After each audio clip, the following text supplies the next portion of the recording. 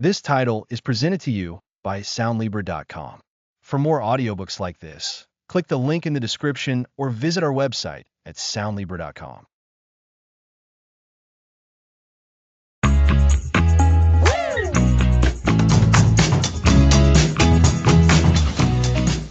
Welcome to Master Your Morning. Design your first hour for impact. I'm Alex. And I'm Lisa. We're starting a 27-episode journey to revolutionize your mornings. Before we dive in, just a quick heads up that while we're sharing wellness and lifestyle strategies, this isn't medical advice, so definitely consult with a professional for your specific health needs. Now, most mornings for people feel like a scramble. Alarm, phone, overwhelm. Sound familiar? Absolutely. It feels like the day is in charge, not us. That's what will change. By designing your first hour, you spark a positive ripple effect throughout your entire day and life. It's about moving from surviving to thriving. A revolution sounds significant, Alex. Why is this first hour so critical? Your brain is more open to influence right after waking. The choices you make then shape your mood, productivity, and mindset for hours to come. It's all about setting the tone. So, it's like building a strong foundation for the rest of the day. Exactly. Without intention, that foundation is often shaky. We react to the outside world rather than choosing our response. This series empowers you to make conscious choices and design your first hour to serve you. What are the biggest mistakes people make in their first hour? The most common is immediate digital engagement. Reaching for your phone first thing bombards your brain with external stimuli before you've even had a moment to orient yourself. Ah, the dreaded phone check. It's so pervasive. It is. This constant barrage makes it hard to focus, increases stress, and can quickly pull you into reactive mode. You're responding to everyone else's priorities instead of setting your own. So, the first step in designing our morning is to create a buffer between waking and the digital world. Precisely. That buffer allows you to ground yourself. Imagine waking up feeling calm and in control rather than already behind. That's the power of intentionality. And this isn't just about feeling good. You mentioned productivity and mindset. How does that connection work? When you start your day with a deliberate action, like a few moments of quiet reflection, a glass of water, or some gentle stretching, you signal to your brain that you are in charge. This cultivates a sense of agency and confidence. It's like telling your brain, I'm present and I'm ready for this day on my terms. Exactly. This positive internal state makes you more resilient to challenges, more creative in finding solutions, and more focused on your tasks. It means you're working from a place of strength, not towards it. So, if the common pitfall is immediate digital distraction, what does a better first hour look like as a concept? At its core, it's about presence and intention. It involves simple, foundational activities that nourish your mind, body, and spirit before the demands of the day take over. Think of it as a mindful transition. Mindful transition. I like that. It's not about a complicated regimen, but about a shift in focus. Absolutely. We're not advocating for multi-hour rituals if that's not your style. It's about the quality of those first moments. Are they serving your greater well-being, or are they contributing to stress and distraction? And this approach is suitable for everyone, regardless of their lifestyle or personality. That's the beauty of it. Over this series, we'll explore various elements that can form the bedrock of your morning design. We'll look at everything from sleep and waking up gently to hydration, fueling your body, and managing digital distractions. It sounds like a comprehensive toolkit. It is. And remember, the goal is to design a morning that works for you. It's not about following a rigid template, but about understanding the principles and applying them in a way that feels authentic and sustainable. So, for listeners who are feeling overwhelmed by their current mornings, what's the key takeaway from this first episode? The most important takeaway is that your first hour holds immense power. It's not a passive time to be endured, but an active opportunity to set the trajectory for your entire day. By consciously choosing how you begin, you gain control and amplify your positive impact. So, recognize the power of that initial hour and start thinking about how you can be more intentional with it from the moment you wake up. Precisely.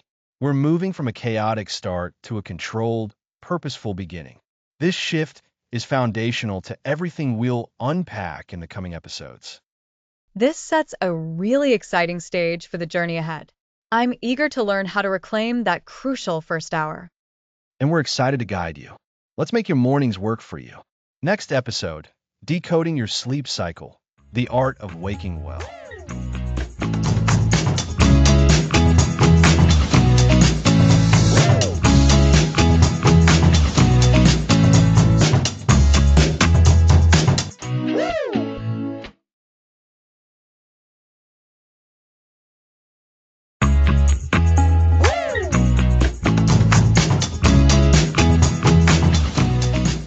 Welcome back.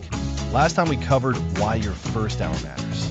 Now, let's tackle the foundation of a great morning, understanding your sleep cycle and mastering the art of waking well. I'm excited about this one, Alex. I always feel so groggy when my alarm goes off, but I'm not sure why. Is it just because I didn't sleep enough? That's part of it, Lisa. But the real culprit is often when you wake up within your sleep cycle. Think of your sleep like a washing machine. It goes through different cycles, and waking up during the wrong cycle is like stopping the machine mid-spin. You end up feeling disoriented and sluggish. Oh, that's a great analogy. So, what exactly are these sleep cycles? Your sleep cycle has several stages, but the most important ones are light sleep, deep sleep, and REM sleep. Light sleep is that dozing off stage. Deep sleep is when your body repairs itself. This is when you feel most refreshed if you wake up from it. And REM sleep is when your brain processes information and emotions. Ideally, you want to wake up during light sleep or at the very end of a complete cycle. So, how long are these cycles? A full sleep cycle typically lasts about 90 minutes. Most adults go through 4 to 6 cycles per night. That's why when you're planning your sleep, you should aim for multiples of 1.5 hours. So for 0.5, 6, or 7.5 hours of sleep would have you waking at the end of a cycle rather than in the middle of one. That makes so much sense. I usually aim for 8 hours, which doesn't quite line up with those cycle markers. So maybe I should adjust to 7.5 hours instead? Exactly. But here's the thing. Everyone's cycles are slightly different. Some people have longer cycles, some shorter. That's why you need to experiment to find what works best for your body. Start by tracking how you feel when you wake up at different intervals and adjust accordingly. So what if I can't always get exactly 6 or 7.5 hours? Life happens sometimes. That's where the timing comes in. Even if you can't control the duration, you could try to control when you wake up. If you know you have to wake up at 7 a.m., work backward from there and try to time your sleep to end a cycle around that time. It's not always perfect, but it gives you a better chance of waking up feeling refreshed. I'm definitely guilty of hitting snooze multiple times in the morning. Does that actually help or hurt? Research shows that hitting snooze can actually make you feel worse. When you fall back asleep after snoozing, you're likely entering another sleep cycle. Then when the alarm goes off again, you're probably in deep sleep or REM, which makes waking up even more jarring. It's like experiencing jet lag every single morning. Wow, I never thought about it that way. So, what are some alternatives to jarring alarms? There are several gentler approaches. One popular method is using a sunrise alarm clock that gradually increases light in your room. Our brains naturally respond to light. As dawn approaches, our bodies start producing cortisol, which helps us wake up naturally. Another option is using wake-up lights, or even just opening your curtains as soon as your alarm goes off to let in natural light. I've heard about those sunrise alarms, but never tried one. Do they really make a difference? Many people report significant improvements. The gradual light helps your brain transition from sleep to wakefulness without that jolt. Some alarms also incorporate gentle sounds that start quiet and gradually increase. It's all about signaling to your body that it's time to wake up rather than shocking it awake. What about other strategies for waking up gently? Another approach is the progressive awakening technique.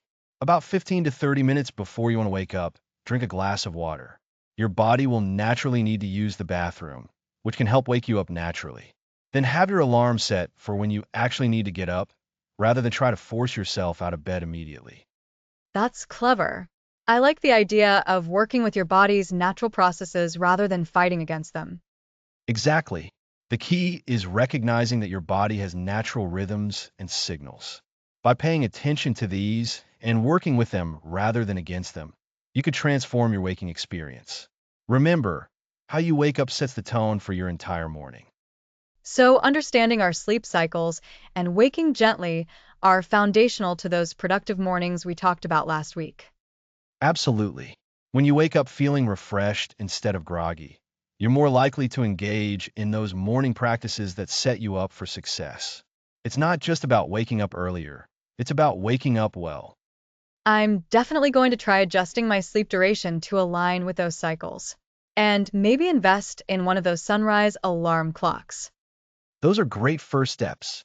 The science shows that our sleep quality affects everything from our cognitive function to our emotional regulation. Getting this part right makes everything else in your morning routine more effective. So, if we're getting this right, we should feel more alert and ready to tackle our day rather than feeling like we're running on empty. Precisely. The goal isn't just to survive your morning, it's to thrive during it. And it all starts with understanding how your body works and respecting its natural processes. This has been eye-opening. I never realized how much the timing and method of waking up could impact my entire day. Your sleep and waking routine is the foundation of your morning mastery. Get this right, and everything else becomes easier. Next episode, hydration and hum, the power of immediate nourishment.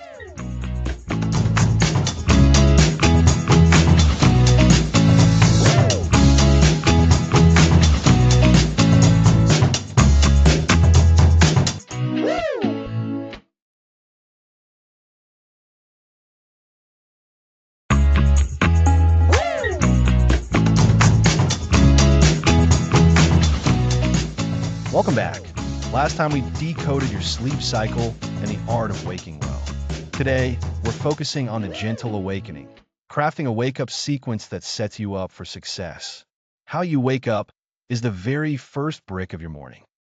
That's so true, Alex. I used to hit snooze at least 3 times every morning. I thought I was getting extra rest, but I always felt groggy and behind schedule. What's actually happening when we hit that snooze button? Great question, Lisa. When you hit snooze, you're interrupting your body's natural wake-up process. Your body starts producing cortisol, the wake-up hormone, as your REM sleep ends. That first alarm is your cue to get going. When you snooze, you fall back in a lighter sleep, then get jolted awake again. This creates a mini sleep cycle that doesn't complete, leaving you feeling disoriented and tired. It's like trying to drive a car that's constantly starting and stopping. You never get anywhere smoothly. Wow, I never thought of it that way. So hitting snooze actually makes us feel worse, not better? Exactly. It creates sleep inertia, that groggy feeling when you wake up. The more you interrupt this process, the stronger that inertia becomes. So the first step in our gentle awakening sequence is simple. No snooze button. Set your alarm for when you actually need to get up and honor that commitment. That makes sense, but what about those days when you're just so exhausted? How do you make yourself actually get up when that alarm goes off? That's where our next technique comes in. Consistent sleep and wake times. Your body thrives on routine. When you go to bed and wake up at roughly the same time every day, you're training your internal clock. This consistency makes waking up easier over time. Think of it like a well-oiled machine. When all the parts move in sync, everything works more smoothly. I've definitely noticed that when I'm on vacation and sleep in, it's even harder to get back on track. But what about natural light? I've heard that helps too. Absolutely. Natural light is one of the most powerful wake-up tools we have. When light hits your eyes in the morning, it signals to your brain that it's time to be awake. This suppresses melatonin production, the sleep hormone, and boosts cortisol production. If you can, position your bed to get morning sunlight. If that's not possible, Consider a sunrise alarm clock that gradually brightens before your alarm goes off. It's like a gentle sunrise for your bedroom that says, "Hey, it's time to start your day." I love that imagery. It's much nicer than the blaring alarm I'm used to. So let's recap what we have so far. No snoozing, consistent sleep times, and natural light exposure. What else makes up this gentle awakening sequence? Next, we have the wake up ritual, a short, intentional sequence of actions that signal to your body and mind that the day has begun. This could be as simple as stretching while still in bed, taking 3 deep breaths, or sitting up for a moment before standing. The key is to make it consistent. This ritual creates a psychological boundary between sleep and wakefulness. Think of it like a ceremonial opening of your day, a few intentional steps that say, "I'm now in my waking state." That's interesting. I usually just jump out of bed and rush to the bathroom. Maybe I need to slow down a bit. But what about the actual waking up? I find myself just going through the motions without really being present. That's where mindfulness comes into play. As you perform your wake up ritual, bring your attention to the present moment. Feel the texture of the sheets as you move. Notice the temperature of the air. Listen to the sounds in your home. This simple act of presence helps you transition from sleep to wakefulness more gently. It's like tuning an instrument. You're adjusting your awareness to the frequency of being awake. So, putting this all together, we avoid the snooze button, maintain consistent sleep times, expose ourselves to natural light, perform a consistent wake up ritual, and practice mindfulness during that transition. That sounds much more peaceful than my current alarm rush snooze repeat cycle. Exactly. The gentle awakening is about creating a buffer between sleep and the demands of your day. It's not about adding more tasks, but about being intentional with how you start. When you wake up gently, you're not just reacting to your alarm, you're choosing how to begin your day. This connects back to something we discussed in episode 1 about building a strong foundation. If your morning starts with chaos and rushing, that chaos tends to follow you throughout the day. But if you start gently and intentionally, that calmness carries forward too. Perfect observation, Lisa. The gentle awakening isn't just about feeling better when you wake up. It's about setting the tone for your entire day. When you master this transition, you're giving yourself a gift that keeps giving. Each morning becomes an opportunity to start fresh, rather than a battle against sleep inertia. This makes me excited to try these techniques. I'm going to start by implementing the no snooze rule and adding a simple stretching routine. Small steps, right? That's exactly the approach, Lisa. Remember, we're building habits here, not implementing overnight changes. Start with 1 or 2 techniques that feel most accessible to you, and gradually add more as they become routine. Before you know it, you'll have a gentle awakening sequence that works perfectly for your life and sets you up for success every single morning. This has been so helpful, Alex. It's amazing how these small changes can make such a big difference in how we start our days. They truly can, and that's why we're focusing on this foundational element today. We'll explore how to properly fuel your body in those first critical hours after waking up.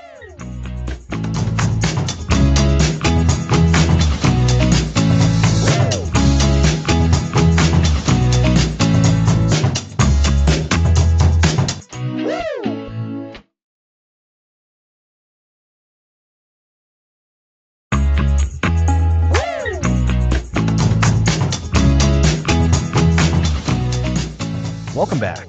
Last time we explored crafting your gentle wake-up sequence. That was so helpful, Alex. I've already started incorporating some of those ideas to make waking up feel less like an alarm clock battle. Fantastic. And that leads perfectly into our next vital step on the journey to mastering your morning. Today, we're diving into 2 incredibly powerful, yet simple practices, hydration and a bit of a gentle hum. Think of it as immediate nourishment to get your body and mind singing. Hydration and a hum? I'm intrigued. I know hydration is important, but why is it so critical right after waking up? Great question, Lisa. Our bodies go through a lot overnight. Wow.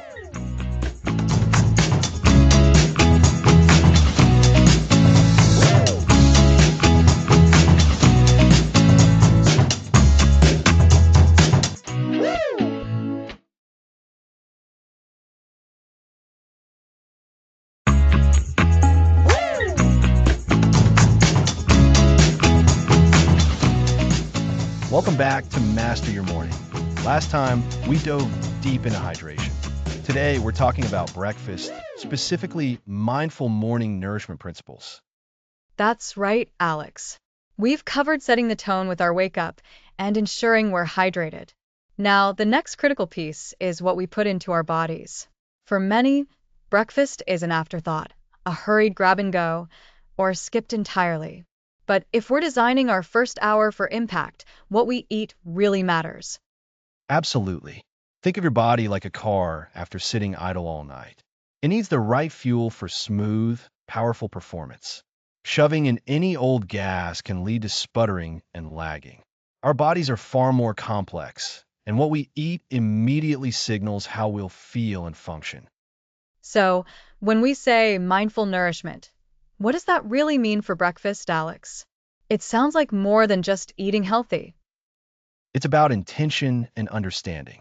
Mindful nourishment means being present with your food, making conscious choices, and considering how it benefits your body and mind. It's not just about calories. It's about the quality of those calories and their impact on your energy, focus, and mood. It's asking, what does my body need to thrive right now? And that question often gets lost in the morning rush. We're barely awake, thinking about work or getting kids ready, and just grabbing whatever is easiest. So, how do we shift towards conscious choices? The first step is understanding the fundamental components of an energizing breakfast: carbohydrates, proteins, and fats. For a truly nourishing start, we want a balanced combination. Carbohydrates provide primary energy, but we want complex carbohydrates that release energy slowly. Think whole grains, fruits, and vegetables. These are like steady burning fuel. So, not the sugary cereals that cause a quick spike and then a crash. I can definitely relate to that. Exactly. Those simple sugars are like a rocket engine that burns out quickly. Complex carbohydrates are like a well-tuned engine providing consistent power. Proteins are also crucial. They help with satiety, keeping you feeling full longer, which prevents mid-morning cravings.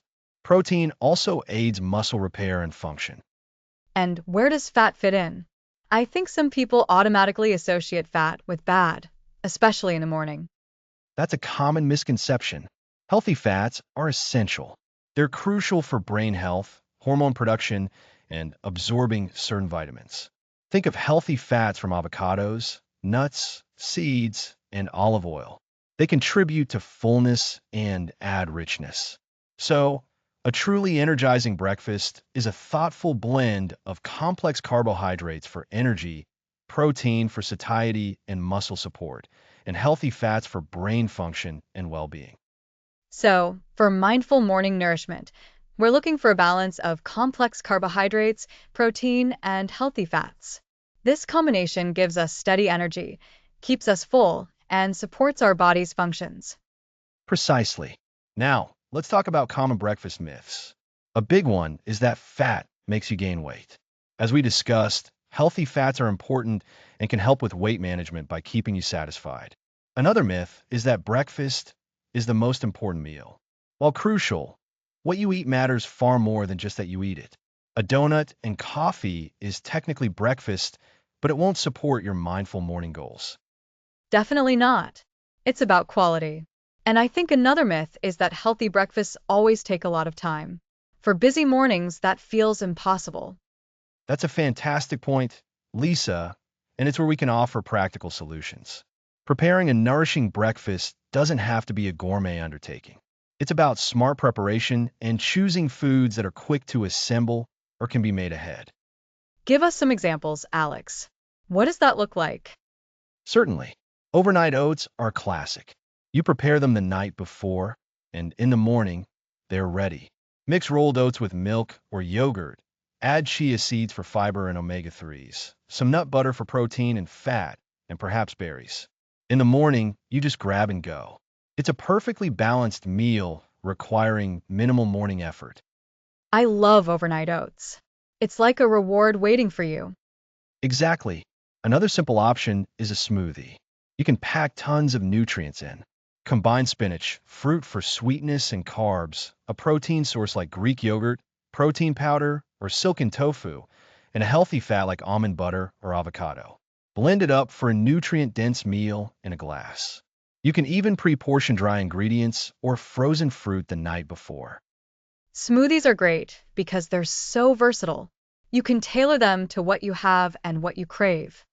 Exactly.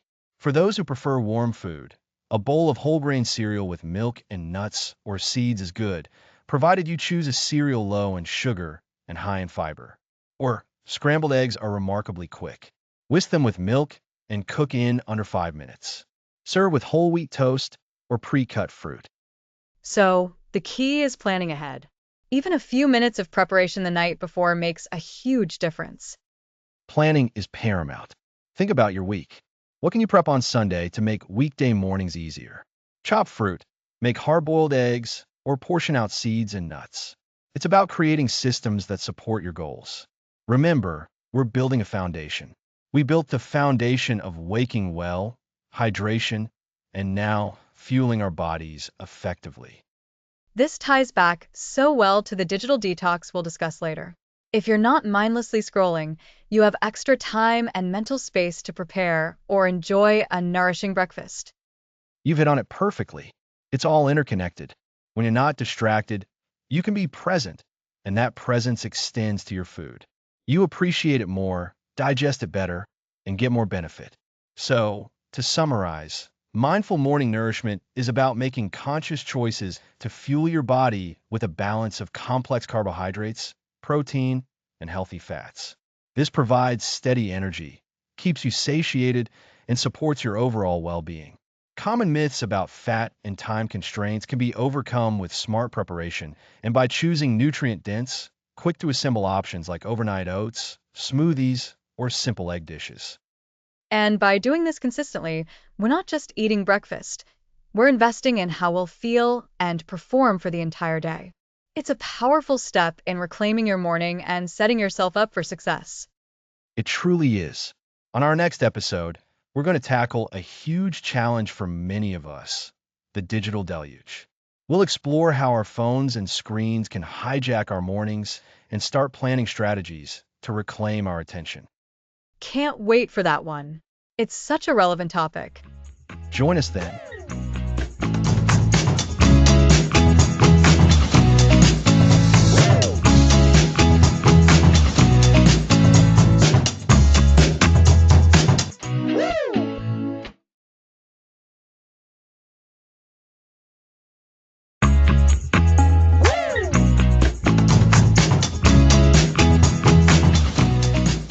Welcome back. Last time, we delved into mindful morning nourishment principles. Now let's tackle the digital deluge. Oh, this is a big one. That moment you wake up and reach for your phone. Why is that such a trap? Exactly. That reflex check has become a silent saboteur of our mornings. Picture this. You wake up, your brain is still in a sleep state, and you immediately expose it to a flood of information. It's like opening floodgates before you've built the dam. Studies show checking emails or social media first thing triggers cortisol spikes, your stress hormone, before you've even stood up. So it's not just habit, it's biochemistry? That explains why I feel overwhelmed before my feet even hit the floor. But isn't staying connected just part of modern life? Absolutely. But here's the twist. Connectivity without intention equals chaos. Think of your attention like a muscle. First thing in the morning, it's fresh and strong. If you let digital distractions flex it randomly, you've wasted your strongest mental energy. Remember our hydration episode? It's the same principle. Your mind needs a clear intake before it starts its output. That makes sense. So, what's the alternative? A full digital detox hour? That feels pretty extreme for busy people. Not necessarily extreme, strategic. You can start with creating a tech-free sanctuary. Keep your phone charging across the room, not right by your bed. That physical distance creates a buffer. Your first hour then becomes protected time for alignment, hydration, movement, nourishment, all the foundations we've built. No news alerts, no work emails screaming for your attention. Just you and your intentions. But what about emergencies? Or that urgent message from my boss? That's where we get practical. Designate a digital triage spot, maybe after your morning routine, but before your workday truly begins, you check messages for just 5 minutes, focusing only on urgent items. But crucially, no scrolling. It's like a mail slot, not a revolving door. Also, proactively communicate your boundaries. Let colleagues know you're unavailable until 9 a.m. Most people respect that when it's framed as focus time. Okay, but what about those apps designed specifically to hook us? The endless scroll, the dopamine hits from notifications. That's the digital deluge's real danger. These platforms weaponize psychology. Notifications are like slot machines, random rewards that keep you pulling the lever. Your phone isn't neutral. It's engineered to capture your attention. Breaking the cycle means treating it like a tool, not a constant companion. Imagine if your coffee maker started yelling at you every 5 minutes. You'd unplug it, right? Your phone deserves the same respect until you're ready for it. So the strategy isn't about eliminating tech entirely, but about controlling when and how it enters our day? Precisely. It's about reclaiming prime mental real estate. That first 60 minutes is sacred ground for setting your internal compass. When we dive into intention setting next week, you'll see how impossible it is to define your priorities while you're busy reacting to what others need. Distractions create a fog that intention setting is designed to cut through. They're opposites. One scatters focus, the other sharpens it. This connects back to our nourishment episode too. Just like we fuel our bodies intentionally, we must fuel our attention intentionally. Both are about resource management. So, practical steps include phone placed away from the immediate reach, checking messages later, and setting clear boundaries. But how do we handle the FOMO, the fear of missing out? FOMO thrives on the illusion that everything is urgent. Try this. Track it for 1 week. Note down when you would have checked your phone and what the actual consequence was. 99% of the time, nothing significant happened. We often mistake busyness for importance. Replace the scroll with a pause moment. After you've had your morning hydration, ask yourself, what's one thing I truly want to accomplish today? That's the real priority. That shift from reacting to acting for yourself. It's truly the core of morning mastery. So, to recap, digital distractions hijack our cortisol response and our attention before we're truly ready. The solutions we discussed include physical distance, scheduled tech checks, and intentional boundaries. This protects our focus for the important intention-setting work ahead. Am I missing anything? You've nailed it.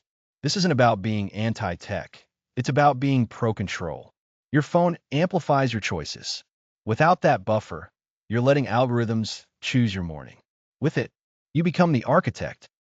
I'm definitely going to try it. Thanks for cutting through the noise, literally. Happy to help. And remember, the first step is acknowledging the deluge.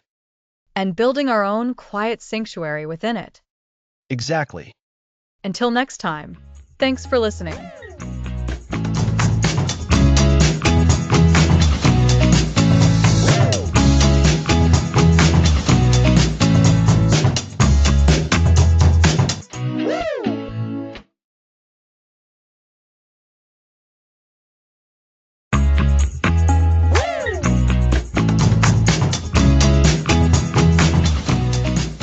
Welcome back. Today, let's create a digital-free morning. Good morning, Lisa. Today, we're diving into something many people struggle with, reclaiming our attention from the digital world. After discussing how to identify distractions last episode, we'll now implement actual strategies for a completely digital-free first hour. That sounds essential, Alex. I know for me, the first thing I want to do in the morning is check my phone. It's like a reflex I can't seem to break. How do we even begin to create a digital-free morning routine when our phones are practically attached to us? Great question, Lisa. The first step is recognizing that our phones have become our morning alarm clocks, which immediately puts us in a digital mindset. So let's start there. Replace your phone alarm with a traditional alarm clock. This simple change immediately separates you from your phone before you even wake up completely. That makes sense. I never thought about how just using my phone as an alarm starts me down the digital path before I'm even fully conscious. What about those notifications? They're designed to grab our attention immediately, aren't they? Absolutely. Notifications are engineered to be irresistible. That's why the second strategy is to turn off all non-essential notifications overnight. But here's what most people miss. You need to do this the night before. If you wait until morning, you've already lost the battle. Create a digital sunset routine where you prepare your devices for the next day's freedom. So it's about preparation the night before, not willpower in the morning when our defenses are down. That's a smart approach. What about those moments when we genuinely need to use our phones first thing, emergencies or important messages? That's where physical boundaries come in. Strategy 3. Create a charging station outside your bedroom. This does two things. It removes temptation and creates a physical barrier to accessing your phone. If you must have your phone nearby for emergencies, keep it on airplane mode or do not disturb mode. Remember, most emergencies can wait an hour. I like that physical boundary idea. Out of sight, out of mind, right? But what about people who use their phones for morning meditations, music, or reading? How do they replace those functions without digital devices? That brings us to strategy 4. Create a digital toolkit of alternatives. If you use your phone for meditation, try a meditation app that plays through a Bluetooth speaker instead of holding the device. If you read news, switch to a physical newspaper or printed articles. If you listen to podcasts, transfer them to a dedicated audio player or use a smart speaker. So it's not about completely eliminating what brings us value, but changing how we access it. That makes the transition feel much more manageable. What about those moments when we just can't resist the urge to check our phones? How do we overcome that immediate craving? This is where strategy 5 comes in. Create a 10-minute distraction buffer. Before allowing yourself any digital access, commit to 10 minutes of a non-digital activity. This could be stretching, journaling, or making tea. The key is to create a pattern where your brain expects a delay between waking and digital access. Over time, this buffer naturally extends. That's interesting, creating a new habit chain. So instead of waking up and immediately reaching for the phone, we're creating a new routine that delays that impulse. What about family members or partners who might need to reach us first thing in the morning? Strategy 6. Communicate your new digital boundaries. Let people know about your digital-free morning hours. You might say, I'm unavailable on digital devices until 9 a.m., but you can call my landline if it's truly urgent. This sets expectations and gives you permission to protect your morning attention without guilt. That's a great point about permission. We often feel obligated to respond immediately because others expect it. But by setting clear expectations, we're actually helping others understand our new boundaries. What about when we inevitably slip up? How do we get back on track without feeling like failures? That's where strategy 7 comes in, the 1-minute reset. If you do check your phone first thing, don't spiral into negativity. Simply acknowledge it, put the phone down, and immediately re-engage with your intended non-digital activity for at least 1 minute. This reinforces the positive action and minimizes the impact of the slip-up. A 1 minute reset. That's brilliant. It's so much easier to get back on track if we don't see a small mistake as a total derailment. So to recap, we're replacing phone alarms with regular ones, turning off notifications the night before, creating physical distance by charging devices outside the bedroom, building a toolkit of non-digital alternatives, establishing a distraction buffer before digital access, communicating our boundaries, and practicing the 1 minute reset for slip-ups. Exactly, Lisa. This isn't about banishing technology forever, but about intentionally designing a first hour that serves you. It's about mental clarity, focus, and setting a positive tone for the entire day. Think of that first hour as your sacred space, a time to nurture your mind and intentions before the demands of the outside world flood in. It's like giving yourself a mental and emotional head start. It makes so much sense when you lay it out like that. The freedom from that immediate digital pull could be immense. It truly is. And remember, this is a practice. Some days will be easier than others. The goal is progress, not perfection. Keep these strategies in mind and experiment to see what works best for you. Thanks for listening.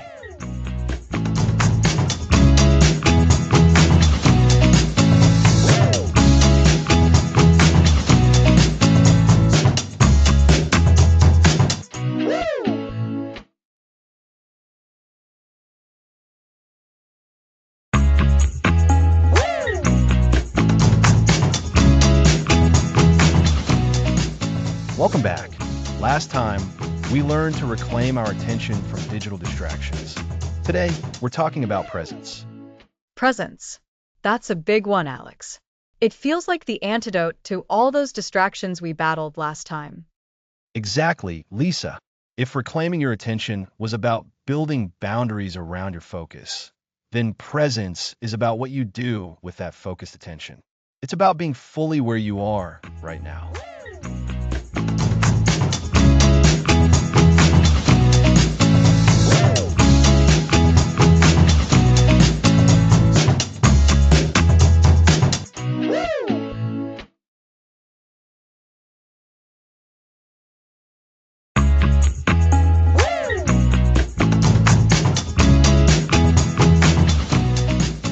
Welcome back to Master Your Morning. Last time, we explored mindfulness as a powerful anchor. Today, we're giving that calm direction. We're setting our compass, Alex. Today is all about establishing meaningful daily intentions. We've built a foundation for our mornings, waking well, fueling our bodies, and clearing digital distractions. Now, we need to decide where we're heading. Exactly, Lisa. Without intention, our days can easily feel like we're adrift. We might accomplish tasks, but are they the right tasks? Are they moving us closer to our long-term goals or simply keeping us busy?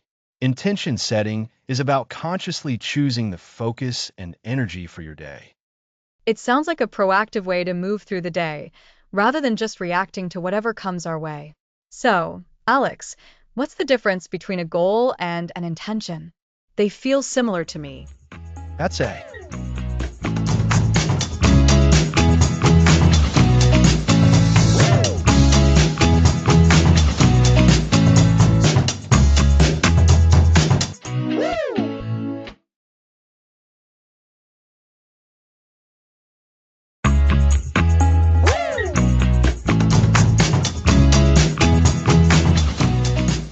Welcome back. Last time we covered the basic art of intention setting. And today, Alex, we're building on that foundation. We're going to explore different frameworks and specific prompts to help our listeners craft daily narratives that are truly purposeful. It's about moving from a general idea of intention to a concrete plan for your day. Exactly. Think of intention setting not just as a single thought, but as a tool for narrative construction. We're essentially writing the script for our day. An intention is our main character's motivation. Remember how we emphasize that intention is about your desired state and how you want to show up? Right. It's about being proactive, not just reactive. So, what are some of these frameworks you mentioned? How can we make intention setting more structured and effective? One powerful approach is the I am statement. This is about embodying the qualities or actions you want to bring forth. Instead of saying, I hope I'm patient today, you declare, I am patient. It shifts your mindset from a desire to a present reality. That's a subtle but significant difference. I am patient feels so much more definitive than I hope I'm patient. It's like you're telling yourself, this is who I am, and this is how I'm going to behave. Precisely. And you can use these I am statements for any quality. I am focused. I am kind. I am resilient. The key is to truly believe it, or at least act as if you do for the duration of your day. It's a powerful way to prime your mind for the behavior you want to manifest.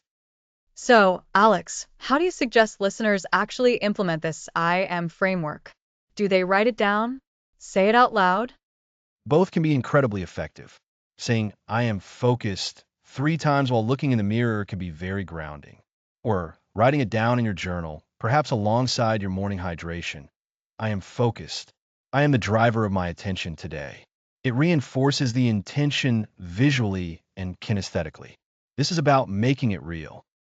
I can see how that would help solidify it in your mind. What's another framework? Another excellent one is the Today, I Will framework. This is more action-oriented and ties directly into your daily tasks and interactions. It's about defining specific actions that align with your greater intentions. For example, if your overarching intention is to be more present, your daily action might be, today, I will listen fully to my colleagues without interrupting.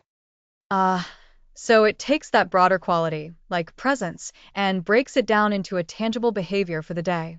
This makes it much more manageable. Instead of just thinking, be present, you're thinking, listen fully. Exactly. It answers the how behind your intention. If you want to be a more supportive friend, your today, I will might be, today, I will reach out to check in with Sarah. This framework is brilliant for ensuring your intentions translate into concrete actions. It's about bridging the gap between your desired state and your actual behavior. I like that.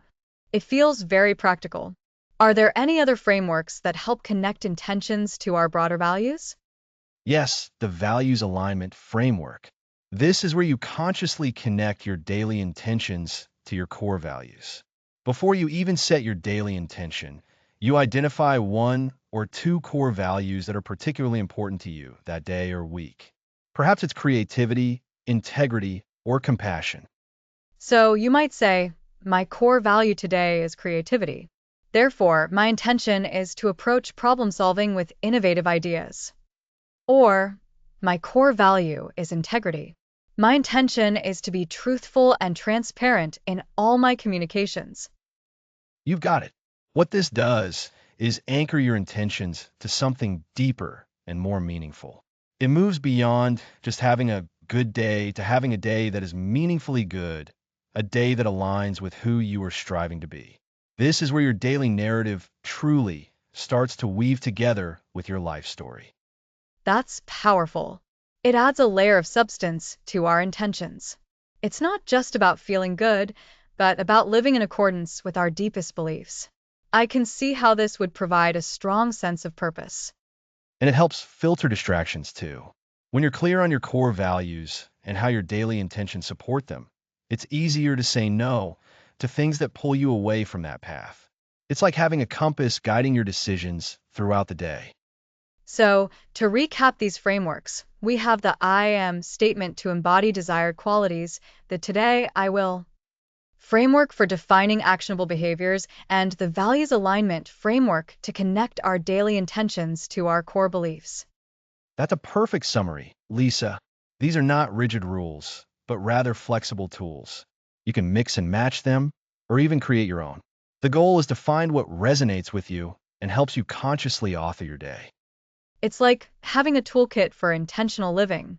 And all of these start, as we've been emphasizing, with that crucial first hour of your morning. This is when you have the most control and clarity to set this narrative. Absolutely. Your morning is your blank canvas. You can choose to let the world paint on it randomly, or you can pick up the brush and create your own masterpiece. These frameworks provide the palette and the techniques. So, for our listeners, I'd encourage them to pick one framework to try for the next few days. Maybe start with the I am statements or the action-oriented, today I will framework. See how it feels and how it shifts your day. And don't be afraid to experiment. Maybe on Monday, you use I am, on Tuesday, you try today I will, and on Wednesday, you weave in your core values. The intention is to keep these practices alive and evolving with you. It's about building a living, breathing intention that guides you. It's not just a static thought you had once. It's an active partner in your day. And this active partnership is what transforms your mornings from a passive experience into a powerfully intentional design. It's what allows you to step into your day with clarity, purpose, and a sense of agency. So, next time we'll be looking at how to design a peaceful morning oasis, especially for introverts. That sounds wonderful. Thanks for listening.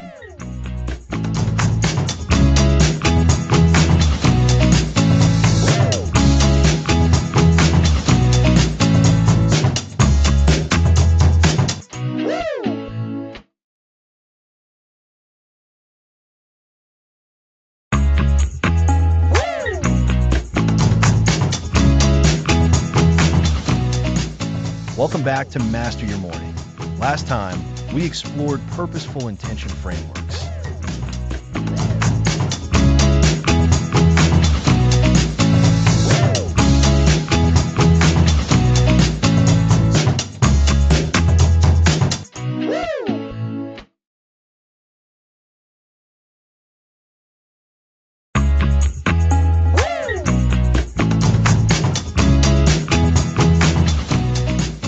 Welcome back to Master Your Morning.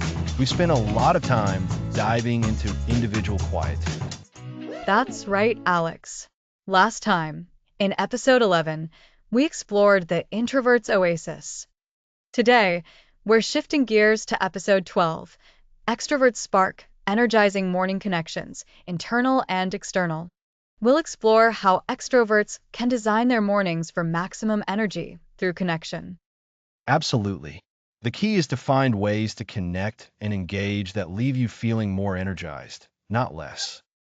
So, Alex, how do we define internal and external connections in the context of an extrovert's morning? Great question, Lisa. Internal connections for an extrovert can mean connecting with their own sense of purpose, their passions, or even their physical self in an active, engaged way. It's about tapping into that inner drive.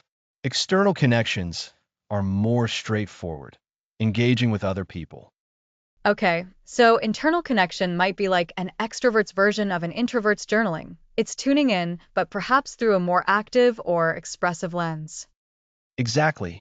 For example, instead of just thinking about your goals, an extrovert might benefit from talking through their day's intentions with a partner or roommate. It solidifies it for them in a more dynamic way. That makes so much sense. It's like giving your energy a direction to flow. So, for that internal spark, what are some practical examples? We can think of a few categories. First, purposeful expression. This could be something as simple as a 5-minute brainstorming session where you jot down ideas. For some, it might be listening to an inspiring podcast episode that gets their mind buzzing.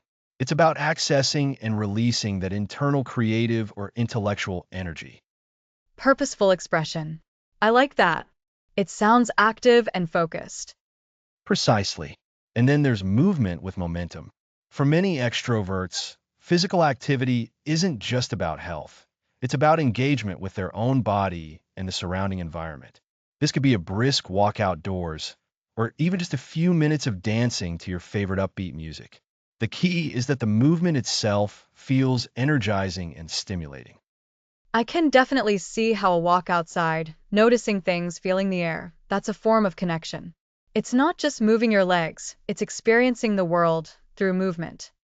Exactly. And then, for external connections, this is where the magic really happens for many extroverts. We can break this down into a few aspects. First, brief, energizing interactions. This doesn't mean lengthy, draining conversations. It's about short, positive bursts of connection. A warm greeting with your partner over breakfast, or a quick positive text exchange with a friend. These small moments can quickly inject positive social energy. So, quantity of conversation isn't the goal, but the quality of positive engagement. A little can go a long way in sparking that extroverted energy. Absolutely. And building on that, we have shared activities and purpose. This could involve a brief morning check-in with a family member about the day's plans. For some, it might be a quick social media interaction that genuinely feels connecting, not just passive scrolling.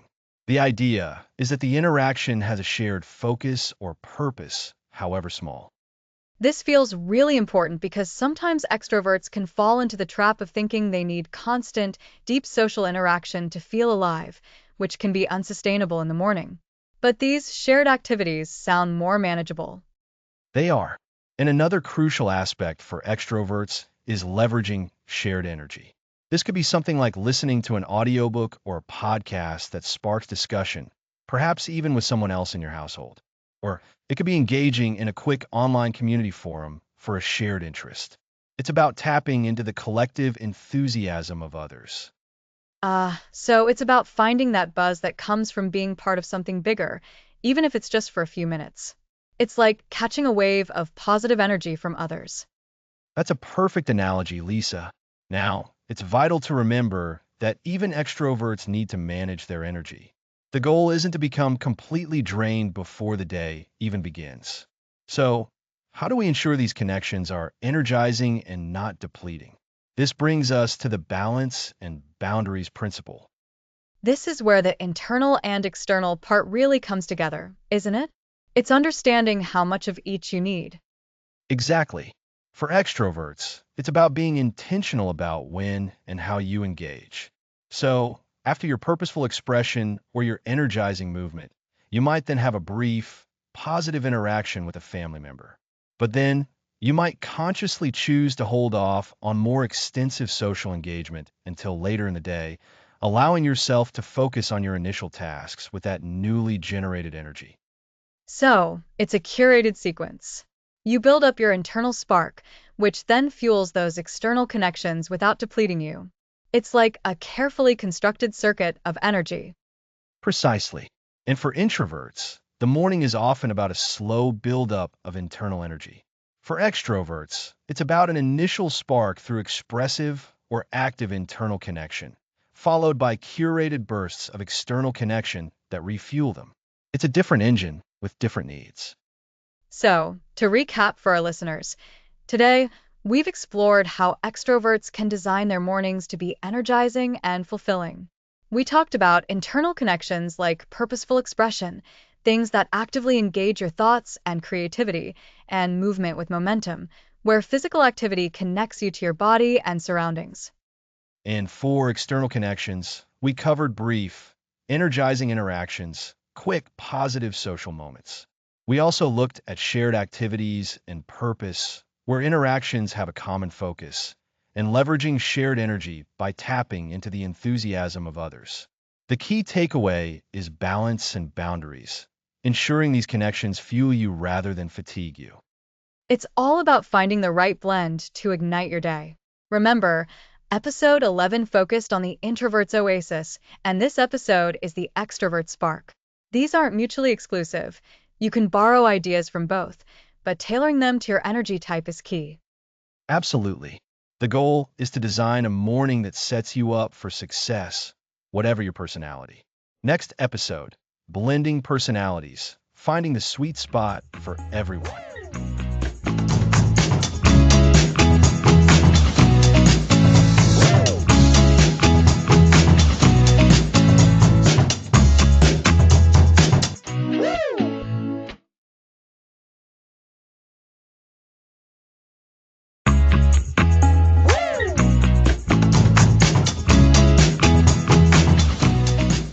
Welcome back to Master Your Morning.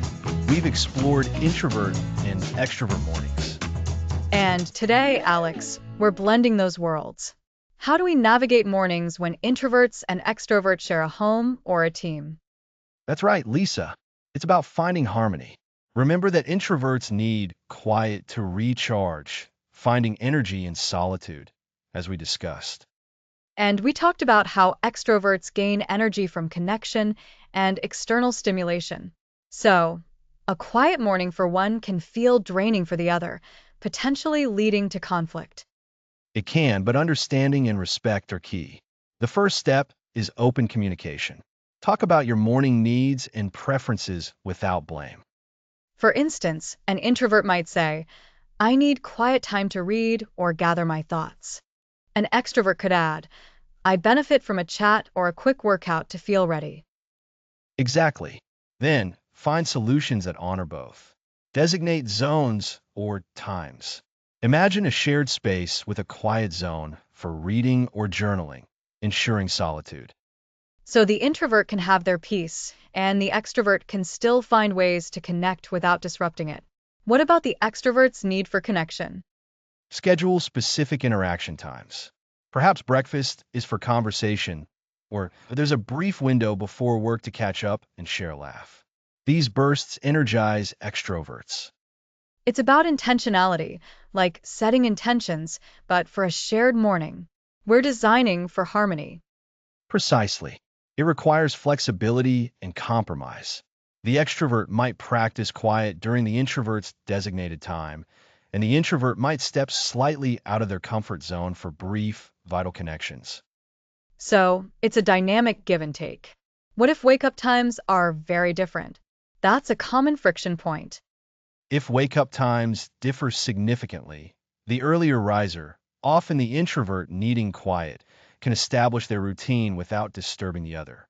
As the later riser wakes, interaction can begin.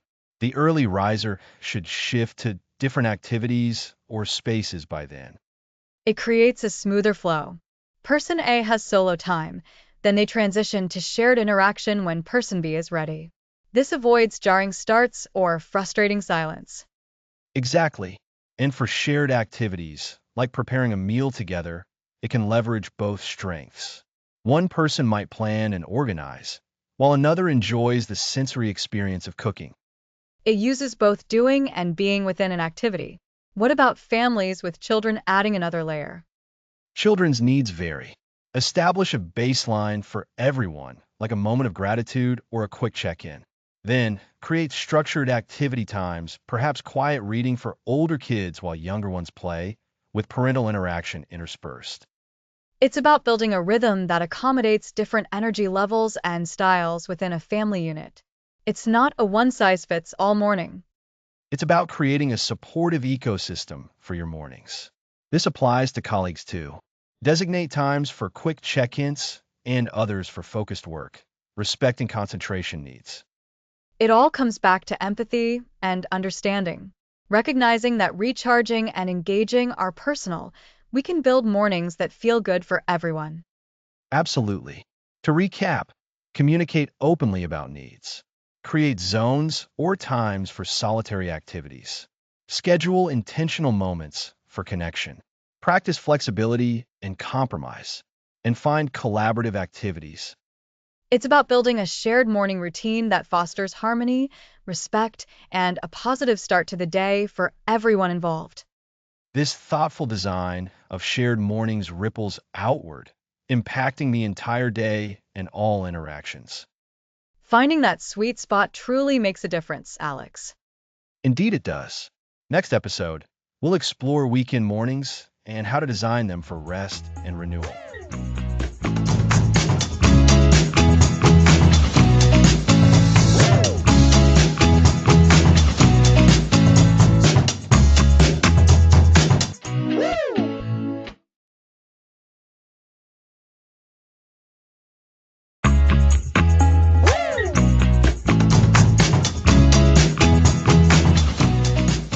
Welcome back. Last time we discussed setting intentions for your week. Now let's design your weekend mornings. Weekends feel so different from weekdays, don't they, Alex? Weekday mornings often have a built-in structure. We have to be at work, take kids to school, or stick to a schedule. This can make it easier to implement a routine, even if it's a bit of a sprint. Weekends, however, are different. It feels like we have more freedom, which is wonderful, but that freedom can sometimes lead to inertia. We might sleep in too late, scroll aimlessly, or just let the morning slip away without intention. And then we feel like we haven't used that precious weekend time effectively. Exactly. The goal isn't to replicate a weekday routine exactly. That would defeat the purpose of the weekend. Instead, it's about adapting the core principles of intentionality and rejuvenation to a more relaxed pace. Think of it as designing a different kind of engine for your weekend morning. So, it's about being intentional, but with a different set of priorities. On weekdays, our intentions might be focused on productivity, on getting ready for the demands of the day. What should our weekend intentions look like?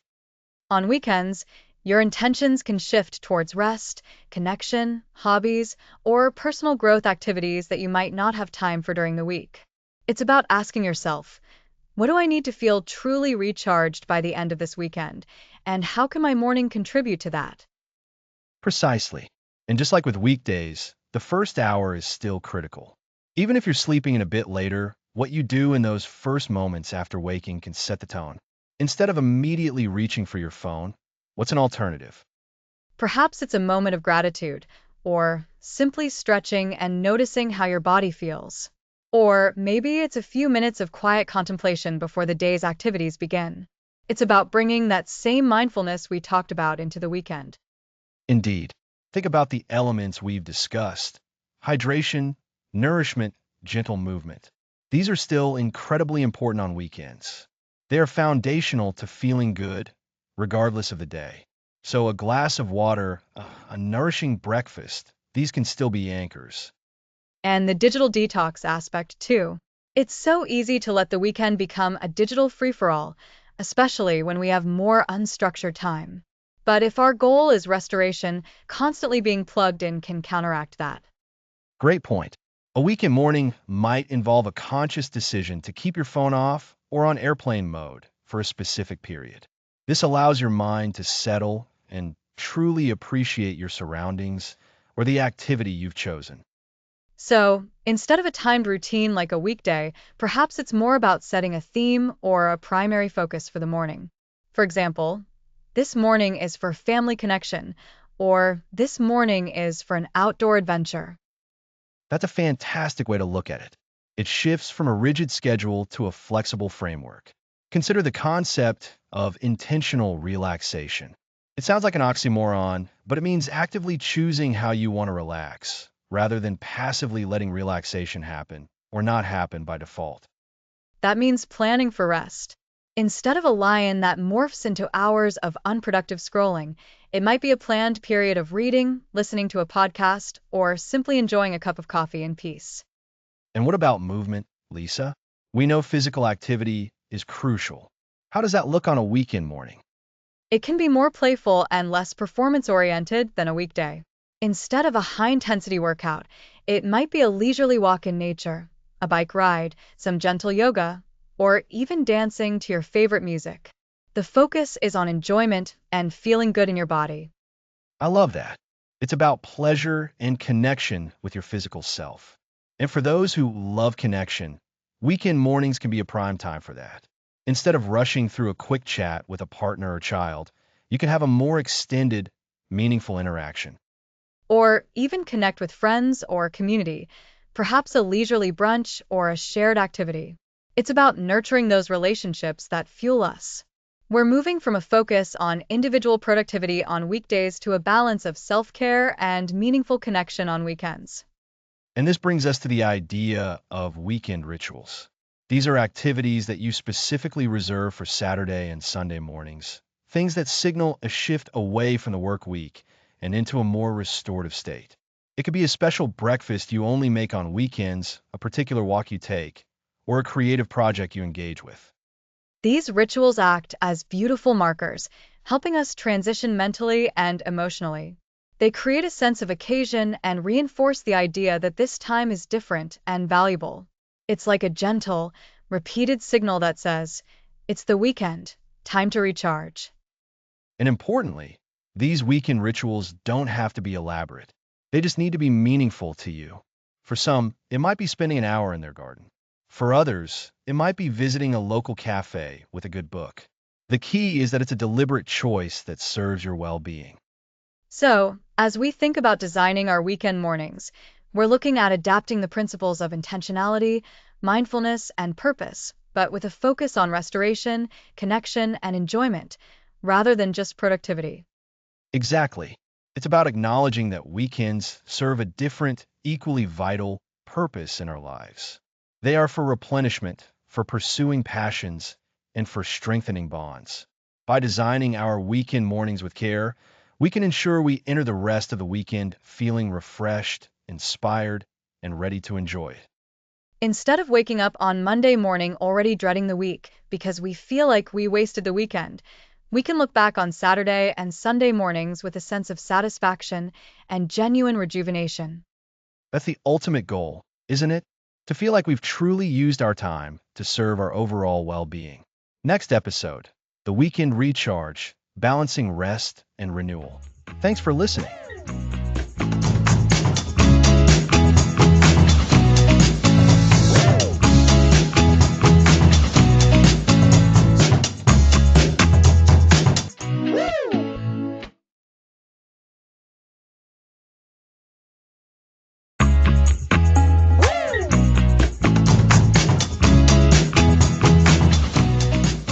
Welcome back. Last time we discussed designing your weekend mornings. Now let's tackle balancing rest and renewal. That sounds like exactly what a lot of us need, Alex. Weekends can so easily become just another to-do list, or on the flip side, a complete free-for-all that leaves us feeling more drained than rested. Precisely. The key distinction for weekend mornings is that while weekdays often focus on productivity, weekends are your prime opportunity for genuine recovery and rejuvenation. It's about actively choosing rest, not just collapsing from exhaustion. Think of it as a strategic pause. A strategic pause. I like that. So, instead of just letting the morning happen, we're still designing it, but the goals shift from getting things done to replenishing our reserves. Exactly. And renewal doesn't always mean doing nothing. It's about engaging in activities that genuinely fill your cup, that bring you joy and peace. This connects back to mindful nourishment. Remember how we discussed fueling your body with intention, not just grabbing whatever is convenient? Oh, absolutely. The idea that what you consume, whether it's food, information, or experiences, has a direct impact on your energy and state of mind.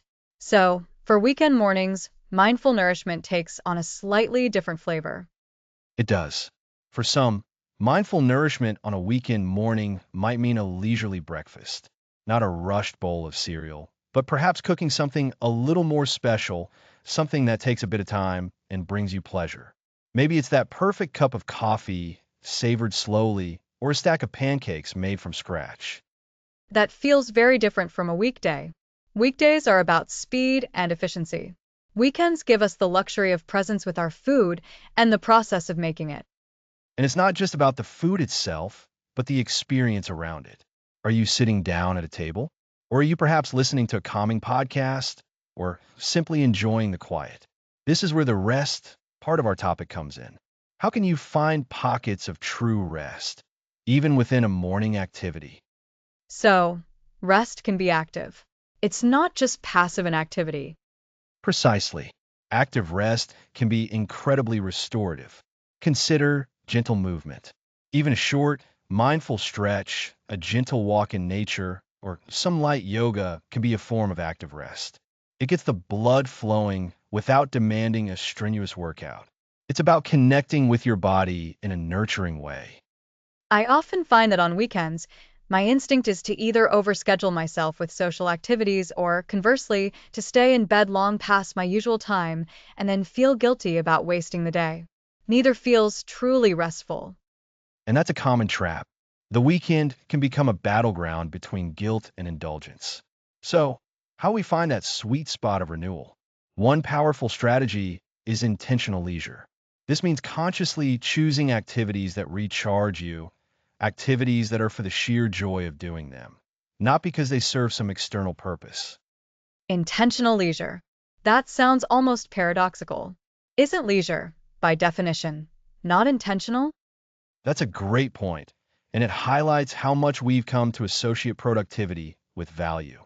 But on the weekend, the value lies in that replenishment.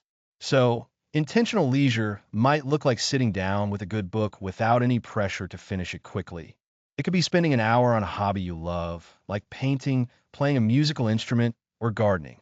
It's about immersing yourself in an activity that makes you lose track of time in a good way. It's about flow, isn't it? Like we talked about with activities that engage us so fully. Exactly that. And for renewal, it's also about mindful breaks.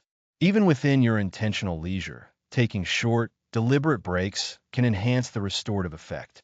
If you're reading, perhaps you pause to look out the window for a few minutes, noticing the sky, the trees, or the sounds around you. These micro moments of presence can prevent you from becoming too mentally fatigued, even by enjoyable activities.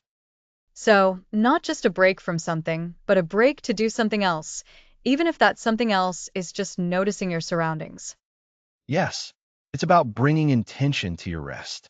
Another powerful aspect of renewal is connection, but connecting on your own terms. This could mean a relaxed brunch with family or friends, but it could also mean deeper connection with yourself. That's an interesting distinction. How do you connect with yourself on a weekend morning in a way that feels renewing? It often comes back to practices we've discussed, but with a weekend slant. Think about journaling, for instance. Instead of a quick check-in, a weekend morning might allow for more reflective writing.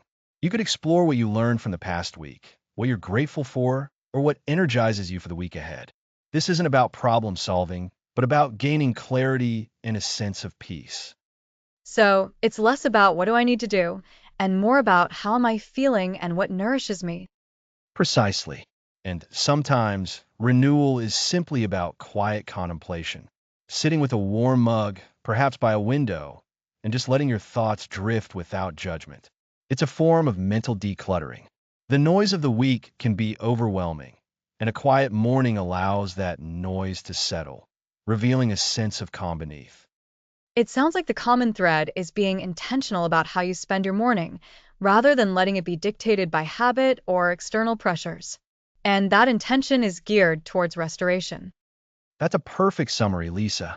So, to recap our discussion on the weekend recharge, balancing rest and renewal, we've highlighted that weekend mornings are for strategic pausing and active, intentional rest. This can involve leisurely, mindful nourishment through enjoyable meals or simply savoring your morning beverage. It includes active rest, like gentle movement, and intentional leisure, where you engage in activities purely for joy. We also explored the power of mindful breaks and connecting with yourself and others on your own terms, perhaps through reflective journaling or quiet contemplation. The core idea is to shift from productivity-driven mornings to replenishment-driven mornings, ensuring you truly recharge for the week ahead. That makes so much sense. It's about treating your weekend mornings as a valuable opportunity for personal restoration, not just downtime. Exactly. And remember, this isn't about perfection. It's about progress and making conscious choices. Next episode, movement as medicine, gentle morning physical activity.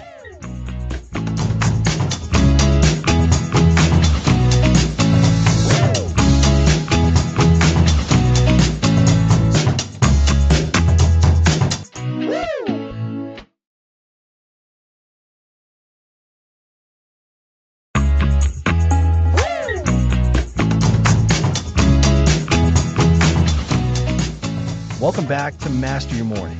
Last time, we explored weekend renewal. Today, we focus on gentle morning physical activity. Movement as medicine. I love that phrase, Alex. It sounds like a perfect complement to the mindful nourishment and intention setting we've discussed. Exactly. Think back to fueling your body and crafting your daily narrative. Gentle movement adds to those concepts by waking up your body in a supportive, energizing way. It's about listening to your body and giving it what it needs to thrive. So, what exactly qualifies as gentle morning physical activity? I imagine some might feel intimidated by the idea of exercise so early. Not at all. Gentle morning physical activity means introducing deliberate movement to get your blood flowing, awaken your muscles, and clear your mind. It's about setting a positive tone, like gently warming up a machine that's been powered down all night. That's a great analogy. What are some ways to start this gentle warm up? Stretching is a perfect starting point. After lying still for hours, your muscles can feel stiff. A few minutes of targeted stretches, like reaching overhead, gentle torso twists, or hamstring and calf stretches, can make a significant difference. I often find myself stretching in bed before I even get up. It feels so natural. And that's wonderful. You can expand on that with simple neck rolls, shoulder shrugs, and wrist circles to lubricate joints and release tension. Move slowly and mindfully, encouraging ease and fluidity. So, stretching is a great foundation. What else fits into this gentle category? Light cardio is another excellent option. This doesn't require an intense workout. A brisk walk around the block, or even walking in place for a few minutes, increases your heart rate. This boosts circulation and delivers more oxygen, gently nudging your system to get going. A walk is lovely, especially outdoors. The fresh air and connection to nature can amplify those benefits, right? Absolutely. If an outdoor walk isn't possible, Walking up and down stairs a few times, or doing simple, comfortable movements like jumping jacks can also achieve this light cardio effect. The goal is a slight heart rate elevation, not exhaustion. This sounds much more approachable than what I sometimes imagine when I hear morning exercise. It's about gentle stimulation. Precisely. And remember our mindfulness discussions? Connecting your breath with your movement is incredibly powerful. For example, inhale as you expand during stretches and exhale as you release. This conscious breathing deepens relaxation and keeps you present with your body, just like we discussed in the power of presence. That breath movement connection shifts the focus from just the physical action to a more holistic, present experience. It does. Now let's look at specific low-impact activities. Yoga is a wonderful choice. Even a few simple poses like cat-cow for spinal mobility or child's pose for relaxation can be incredibly beneficial without requiring advanced skill. I recall trying a beginner's yoga sequence, and it felt so soothing. Less about effort, more about flow. Exactly. Flow is key. Tai Chi and Qigong are also excellent. These practices involve slow, deliberate movements and deep breathing, improving balance, flexibility, and reducing stress. You can find many introductory guides online for short, beginner-friendly sequences. Tai Chi looks so graceful. It seems to engage the mind as well as the body, creating a very present experience. It truly does. For those preferring more structure, Pilates is another great option. It focuses on core strength, controlled movements, and breath, targeting deep stabilizing muscles and improving posture, often with mat-based exercises. So, to recap for listeners, stretching, light cardio like walking, yoga, Tai Chi, Qigong, and Pilates are excellent, gentle ways to start the day. The key is mindful movement and connecting with our breath. That's a perfect summary. And this isn't about achieving peak fitness immediately. It's about consistency. Even 5 to 10 minutes of gentle movement each morning can accumulate significant benefits over time, building sustainable habits. What are some of the practical benefits we can expect?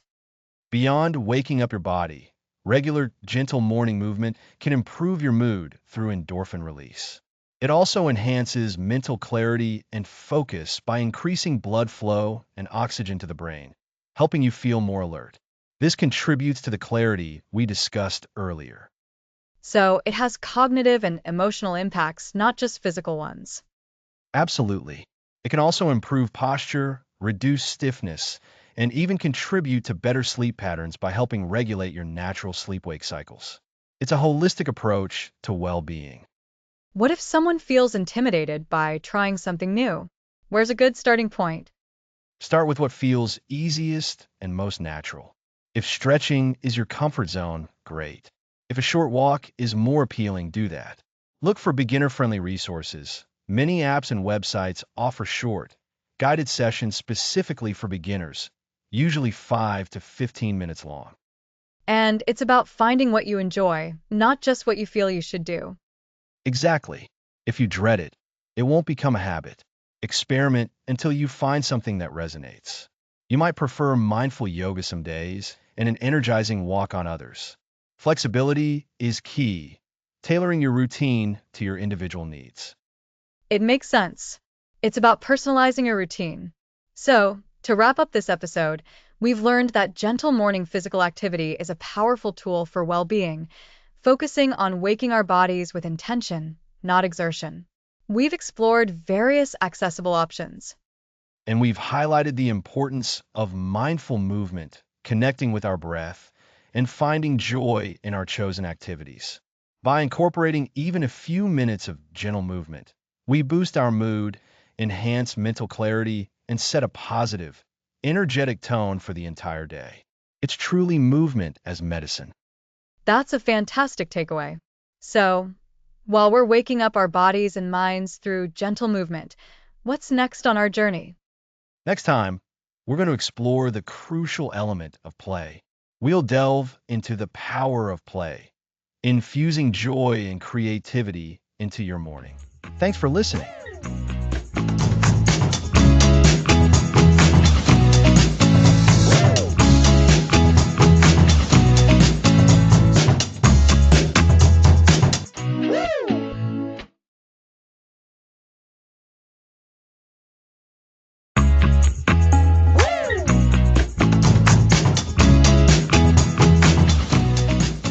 Welcome back.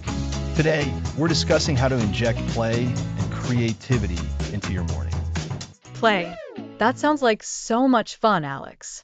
But how does play fit into a structured morning routine? I usually associate play with downtime, not with the intentional start we've been building. That's a great question, Lisa. Infusing your morning with elements of play and creativity can be incredibly powerful. It's about engaging in activities that spark joy, ignite your imagination, and allow you to explore without pressure. Think of it as a creative warm-up for your brain. A creative warm-up. I like that. So, instead of jumping straight into tasks, we're actively seeking out things that make us feel energized and inspired. Exactly.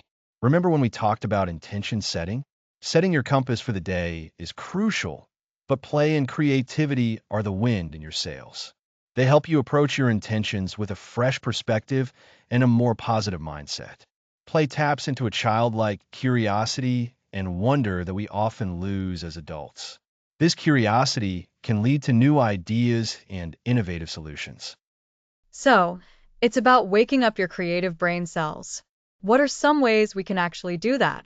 I'm picturing finger painting, but I'm not sure my commute allows for that. While finger painting can be wonderfully freeing, there are many practical ways to bring play and creativity into your morning. It doesn't have to be elaborate or time-consuming. Think about small, accessible activities. For example, many people find joy in a few minutes of doodle art. Grab a notebook and just let your pen wander. No need for it to be a masterpiece. The act of creating can be very liberating. Doodling. I used to do that all the time in school. It was a way to let my mind wander. So, it's not about producing something perfect, but just the process? Precisely. The process is key. Another idea is quick creative writing prompts. You don't need to write a novel. Just spend 5 minutes writing a short poem, a tiny story, or even just stream of consciousness thoughts responding to a prompt like, if colors could talk, what would they say? That's fascinating. It's about giving your brain a different kind of mental exercise. It's not analytical or task-oriented. It's purely imaginative. This connects back to what we discussed about movement being medicine. Movement gets the body going, and play and creativity get the mind going in a different, more expansive way. Absolutely. And just like with physical movement, play can take many forms depending on your personality. For some, it might be playing a musical instrument for a few minutes. For others, it could be engaging in a quick, fun brain teaser or a puzzle. What about for those who are more introverted? How can they find their spark of play without feeling overwhelmed? For introverts, play might involve a quiet session of building with building blocks, which would be incredibly meditative and satisfying. Or perhaps it's engaging with a creative hobby like knitting or sketching. The key is that it's a solitary, enjoyable activity that lets them recharge their creative batteries on their own terms. It's about finding that inner child's quiet corner. And for extroverts, how can they inject playful energy without it becoming chaotic? Extroverts might find their playfulness in quick, collaborative, creative exercises. This could be as simple as exchanging a few playful messages with a friend who shares similar creative interests. It could also involve a lively brainstorming session with a partner or family member, focusing on wild, imaginative ideas without judgment. It's about channeling that external energy into something constructive and fun. It sounds like the common thread is exploration without judgment. No pressure to be good at it, just the freedom to explore. Precisely. And this freedom is what helps break us out of rigid thinking patterns. When we allow ourselves to play, we become more open to new possibilities. This can have a profound impact on how we approach the rest of our day. Imagine you're stuck on a problem at work. If you've spent your morning engaging your creative mind, you're more likely to approach that problem with fresh eyes and an inventive mindset. So, by engaging in play and creativity, we're actually enhancing our problem-solving skills and our overall productivity. It's not just about feeling good in the moment. Exactly. It's an investment. It's a way to prime your brain for innovation. When you're playing, you're inherently experimenting. You're trying different approaches, seeing what happens. This is the very essence of creativity and problem solving. It builds resilience too, because you learn that it's okay to try things that don't work out perfectly. That's how we learn and grow. Speaking of growth, how do we make sure this doesn't feel like another chore? We're trying to build a positive morning, not a stressful one. That's a critical point. The trick is to choose activities that genuinely bring you joy. Don't force yourself to do something you think you should be doing creatively. Experiment. Try doodling for a few days. If it doesn't click, try a 5-minute writing prompt. The goal is to discover what makes your inner spark ignite. It's about finding your unique flavor of play. Frame your creative time as an exciting exploration, not an obligation. So, it's about discovery and personalization. We're not following a rigid script for play, but finding what resonates with us individually. This emphasis on joy and creativity really makes the morning feel less like a race and more like an opportunity. And that's the ultimate aim, isn't it? To design a first hour that energizes you, inspires you, and sets a positive tone for everything that follows. Infusing play and creativity into your morning is like adding a splash of vibrant color to a blank canvas. It makes the whole picture more interesting, more engaging, and ultimately more rewarding. Remember when we discussed setting your compass with intention? Play and creativity are the brushstrokes that paint the journey. I really like that analogy, Alex. It shifts the perspective from just getting through the morning to truly experiencing and enjoying it. It's about tapping into that innate human desire to explore and create. And to really make it stick, think about building it into your habit loop. Start small. 5 minutes of creative exploration is better than none. Link it to an existing habit, like after you've had your morning hydration.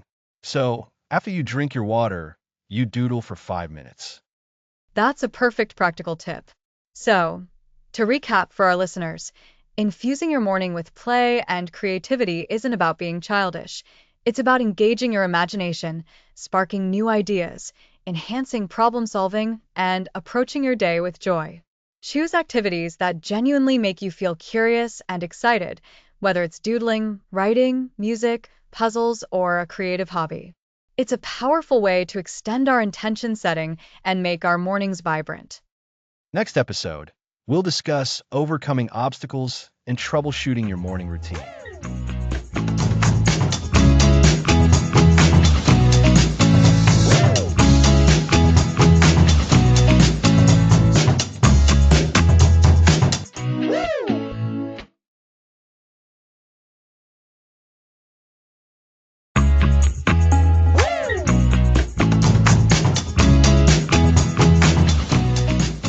Welcome back to Master Your Morning.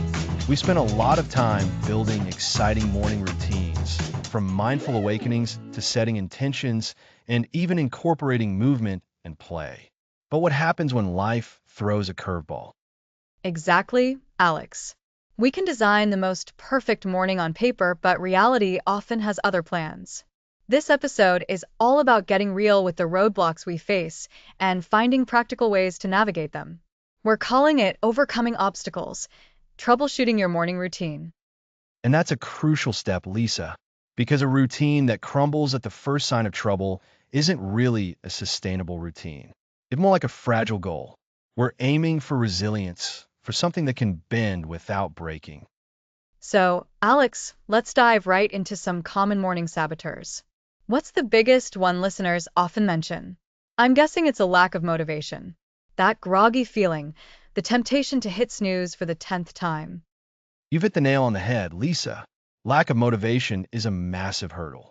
When that alarm blares and you're staring at the ceiling, the thought of getting up and doing anything structured can feel Herculean. So, how do we combat that siren song of the snooze button and the blankets? Well, I think part of it is remembering why we're doing this in the first place. We've talked a lot about our why throughout the series. Absolutely. It comes down to connection. Connecting to your purpose. Connecting to the benefits you've experienced from your intentional mornings. It's about shifting your focus from the discomfort of getting up to the reward of what a good morning provides. Think of it like this. Imagine you're craving a delicious, nourishing meal. The initial effort of preparing it might seem like a lot, but the satisfaction of eating it makes that effort worthwhile. Your morning routine is the same. You're preparing a good day, and the reward is the day itself. That's a great analogy, Alex. So, it's about reframing the task. Instead of I have to get up and do exercises, it's I get to move my body and feel energized. Precisely. And we can also proactively build in small wins. If the idea of a full 30-minute meditation feels overwhelming on a low motivation day, maybe commit to just 5 minutes, or even just one mindful breath. The goal is to get your foot in the door, to create a small success that you can build upon. We'll delve deeper into small wins in a later episode, but for now, associate your routine with positive feelings. Perhaps prepare something you look forward to, like a special tea or a quiet moment with a good book. That makes sense. So, connect to the bigger picture, reframe the action, and create tiny, achievable steps. What about unexpected disruptions? Life is unpredictable, right? A sick child, a sudden work emergency, or even just a restless night can completely derail your planned sequence. This is where flexibility and a mindset of adaptation come into play. Remember in episode 17, we talked about the power of play and creativity? That same spirit of improvisation is vital here. Instead of thinking, my morning is ruined, try to see it as an opportunity to adapt. If your 30-minute journaling session is impossible because you have to rush your child to an unscheduled doctor's appointment, can you carve out 5 minutes to jot down just one key intention for the day? Or perhaps shift your journaling to your lunch break or commute. So, it's not about perfection, but about intention. Even a scaled back version of your routine is better than abandoning it altogether. Exactly. We're not aiming for a rigid, unbending schedule. We're building a framework that can accommodate life's ebb and flow. Think of your routine like a river. It flows around obstacles, it adapts to the terrain, but it keeps moving forward. If a rock blocks its path, it doesn't stop. It finds a way to go around or over. Similarly, if your planned meditation is interrupted, can you find a moment of quiet reflection during your commute or while waiting in line? I like that imagery. And sometimes the biggest obstacle isn't external, but internal. We feel overwhelmed. We look at our entire planned routine, wake up, hydrate, journal, meditate, move, prepare breakfast, plan the day, and it just feels like too much. Overwhelm is a sure sign that we might need to simplify or reassess. This is where revisiting the core principles is important. What are the absolute non-negotiables for you right now? Perhaps on a particularly overwhelming day, your routine might simply be waking up, taking a few deep breaths, and drinking a glass of water. And that's okay. It's about building the habit of starting your day with intention, even if that intention is just to be present. So we're allowing ourselves grace, and we're prioritizing the most impactful elements for that particular day. Precisely. And we can also use our intention setting, which we covered in episodes 9 and 10, as a compass. If you set an intention for calm focus today, but you're feeling overwhelmed, perhaps a brief moment of mindful breathing is more aligned with that intention than trying to force a complex journaling exercise. The intention guides your adaptation. That's powerful.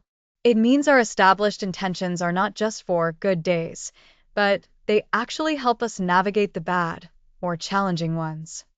They become our anchor. Now, another common challenge is simply feeling too tired or sluggish. We've discussed the importance of sleep in episode 2, but sometimes, even with good sleep, mornings can feel like a slog. Yes. And that's when the temptation to skip your routine and just grab caffeine and go is incredibly strong. Indeed, for those moments, I often suggest a micro routine or a jumpstart activity. This could be as simple as stepping outside for 2 minutes of fresh air and sunlight, even if it's just on your porch or balcony. Our bodies are naturally attuned to sunlight, and that can be a powerful cue to wakefulness. So, it's like a quick reset button for your system. What else combats that sluggishness? Gentle movement, even just a few stretches at your bedside, can work wonders. Remember episode 16 on movement as medicine? Even 5 minutes of stretching or a quick walk around your home can circulate blood flow and shake off grogginess.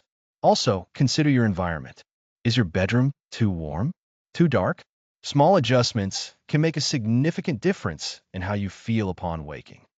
It sounds like a lot of this comes down to cultivating a flexible mindset, not seeing disruptions as failures, but as opportunities to learn and adapt. Absolutely. This is where resilience is built. Every time you encounter an obstacle and find a way to navigate it, you strengthen your ability to do so again. You're not just building a morning routine. You're building your capacity to handle life's challenges with more intention and less stress.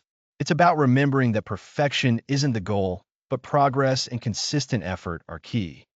And we touched on this in episode 20 with small wins, but it bears repeating. Even a shortened or modified routine is still a win. It's a commitment to yourself.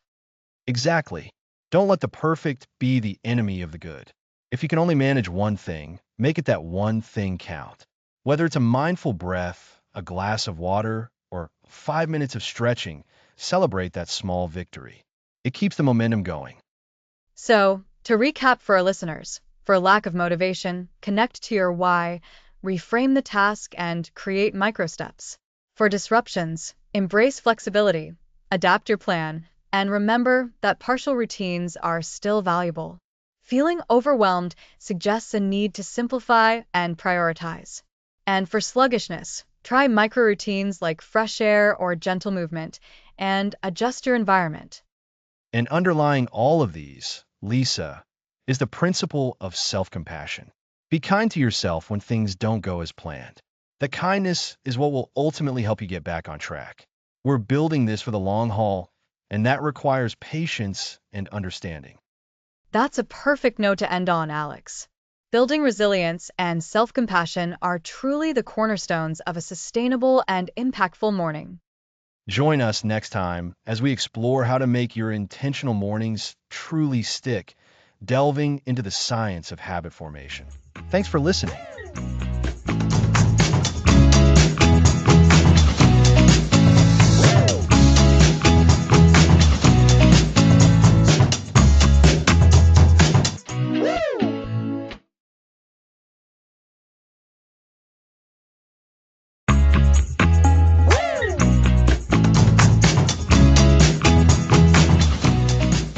Welcome back.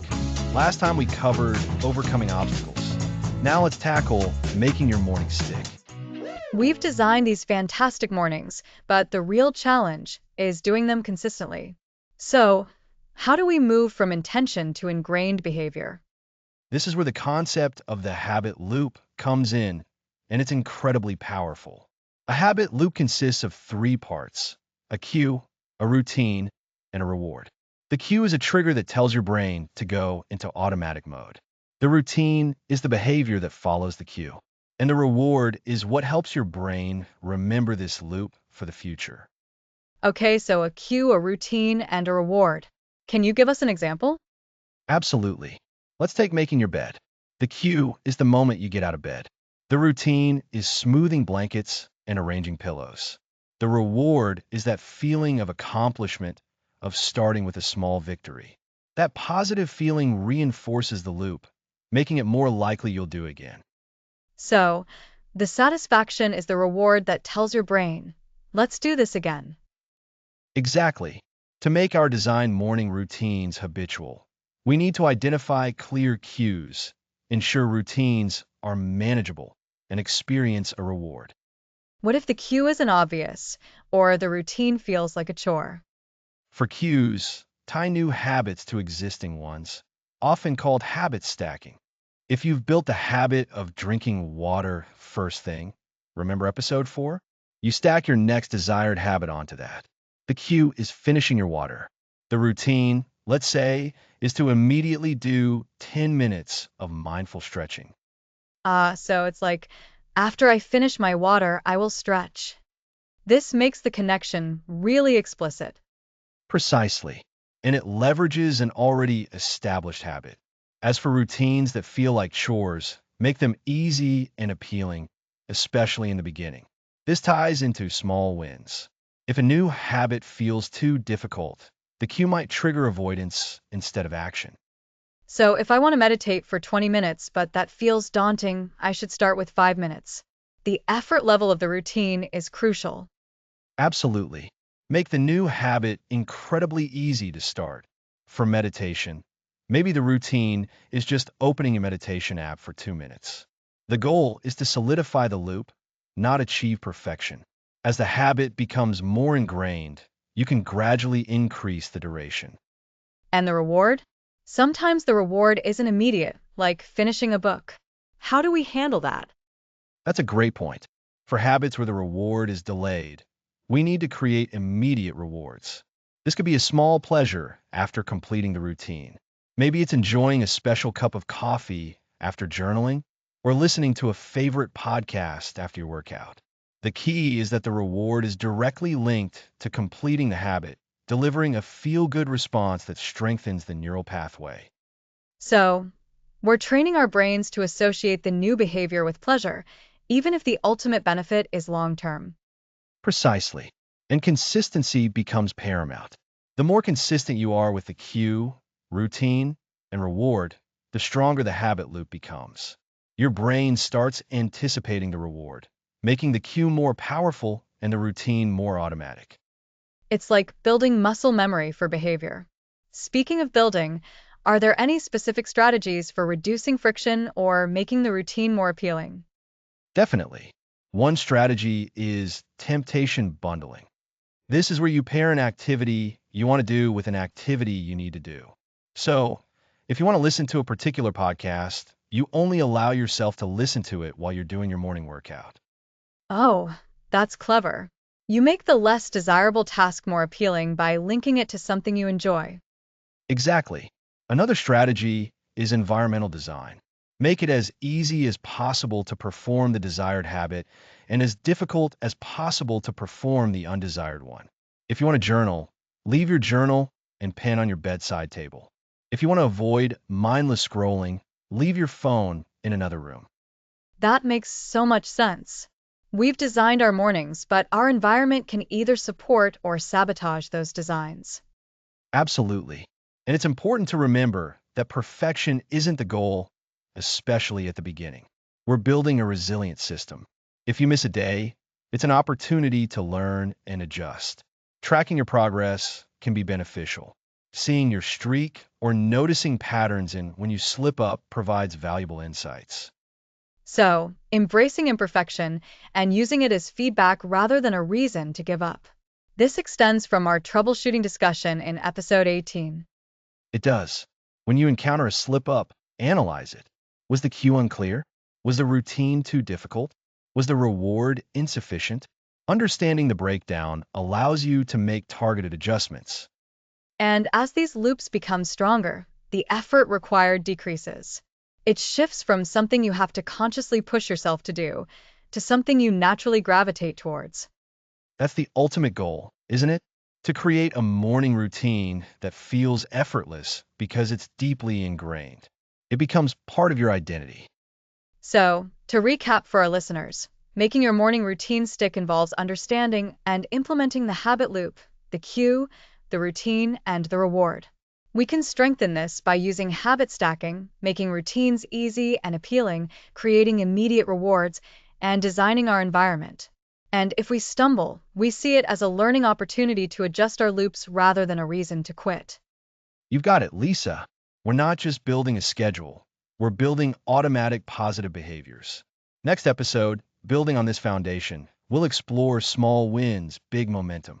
We'll look at how focusing on incremental progress can create a powerful snowball effect for your morning mastery. Fantastic! So much powerful insight today on making our routines truly become second nature. We've learned about the habit loop and how to engineer our cues, routines, and rewards to make our mornings stick. That's right. We've covered the core components of habit formation and strategies for implementation, setting us up perfectly for our next discussion on momentum. Great. Next episode, Small Wins, Big Momentum, the psychology of gradual progress.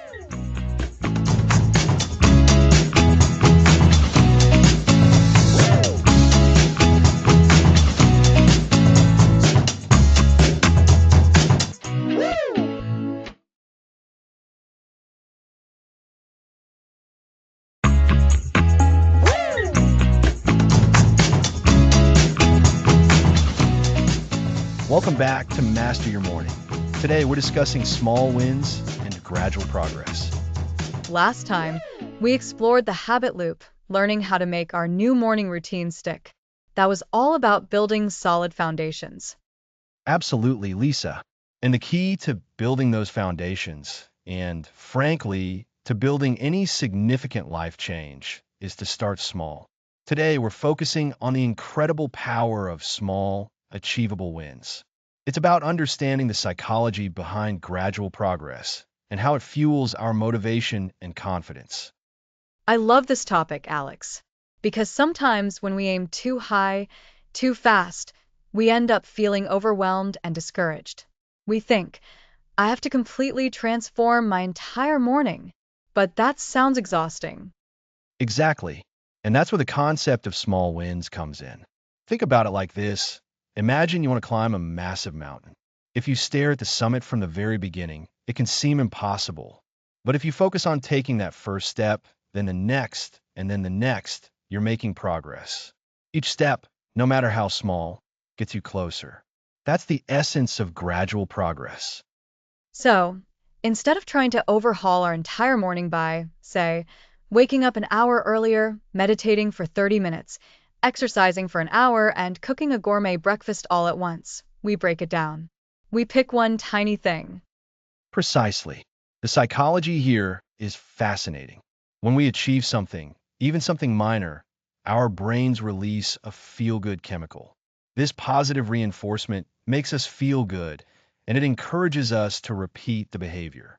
Small wins create a virtuous cycle of positive reinforcement. So that feeling of accomplishment, even from something simple, actually trains our brains to want more of it. It becomes self-perpetuating. That's right. Behavioral science emphasizes the importance of making things easy. When we focus on small wins, we maximize our ability to do the behavior. We make it incredibly easy. Let's get concrete. What's an example of a super small win related to our morning routine? You could commit to drinking 1 glass of water the moment you wake up. That's it. Not a whole hydration plan, just 1 glass. Or instead of aiming for a 30-minute meditation, you commit to just 1 minute of deep breathing or mindful sitting. Or you put your workout clothes by your bed the night before. So the win is simply putting them on, not necessarily doing a full workout. I see. It's about lowering the barrier to entry so low that it feels almost silly not to do it.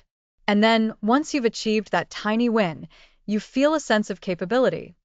Exactly. That feeling of capability is crucial. It builds your belief in your own ability to succeed.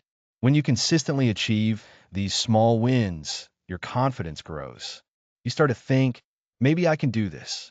Maybe I'm someone who wakes up and drinks water first thing. This totally ties back to making habits stick from last episode. The reward part of the habit loop becomes much more accessible when the routine itself is incredibly small and easy to complete. You've got it. And this gradual progress builds momentum. Momentum is that feeling of forward motion. It's what happens when a small success leads to another, and then another. It's the snowball effect in action. A tiny snowball rolling downhill can gather immense size and power. Your morning routine can work the same way. So, if I successfully drink that glass of water every morning for a week, that feels like a win. The next week, maybe I aim for 2 glasses, or I add 5 minutes of stretching after the water. That's the progression. And crucially, you celebrate these small wins. Don't just move on to the next thing without acknowledging your success. Mentally pat yourself on the back. Say to yourself, great job, I did it. This conscious acknowledgement amplifies the positive feelings and strengthens the habit even further. I think for many of us, we're so focused on the end goal that we forget to celebrate the journey. And the journey is made up of these tiny steps. If we don't appreciate the steps, we'll get discouraged before we reach the destination. Absolutely. It's a mindset shift. Instead of when I do X, then I'll be happy/successful. It becomes I'm making progress now, and that's something to feel good about now. This fosters a more positive and sustainable approach to self-improvement. It prevents burnout. And when you encounter a day where you slip up, that tiny win mindset is also a lifesaver. It's not a failure, it's just a pause. Because your smallest win is so easy, you can get back on track immediately the next day without feeling like you've lost all your progress. That's an excellent point. The fragility of a habit built on massive, overwhelming changes means one missed day can feel catastrophic. But a habit built on a minuscule win? Missing a day is just a blip. You can restart that single, easy action tomorrow without a second thought. It's much more resilient. So, to recap for our listeners, focus on making your desired morning behavior incredibly easy, almost ridiculously easy. This maximizes your ability to perform it. Achieving this small win releases feel-good chemicals, building your confidence and self-efficacy. This creates positive momentum, like a snowball effect. And crucially, consciously celebrate each small win to reinforce the behavior and keep the motivation high. Think of it as stacking successes. Each small win is a building block. You're not building a skyscraper overnight. You're just laying the foundation brick by brick. And before you know it, you'll have a solid structure. This approach helps us overcome perfectionism, which is often a major roadblock to habit formation. It's about embracing the done is better than perfect mantra for your morning routine. 1 glass of water is better than no water. 1 minute of breathing better than no breathing. Exactly. This strategy is also incredibly effective for tackling tasks that feel daunting. Applying it to your morning routine is a fantastic way to practice this powerful psychological principle. It's about building a morning that feels achievable and rewarding day by day. So, for anyone sitting there feeling overwhelmed by the idea of a perfect morning routine, the takeaway is just pick one tiny thing. Make it unbelievably easy to do. Do it, acknowledge it, and then, from that small success, you can gradually build. That's the magic of small wins, Lisa. They're the unstoppable engine of gradual progress. They're not just steps, they're sparks that ignite lasting change. Fantastic. So, after understanding the habit loop and now the power of small wins, we're really building a robust strategy for designing our ideal mornings. Next episode, building your morning identity from routine to ritual. Thanks for listening.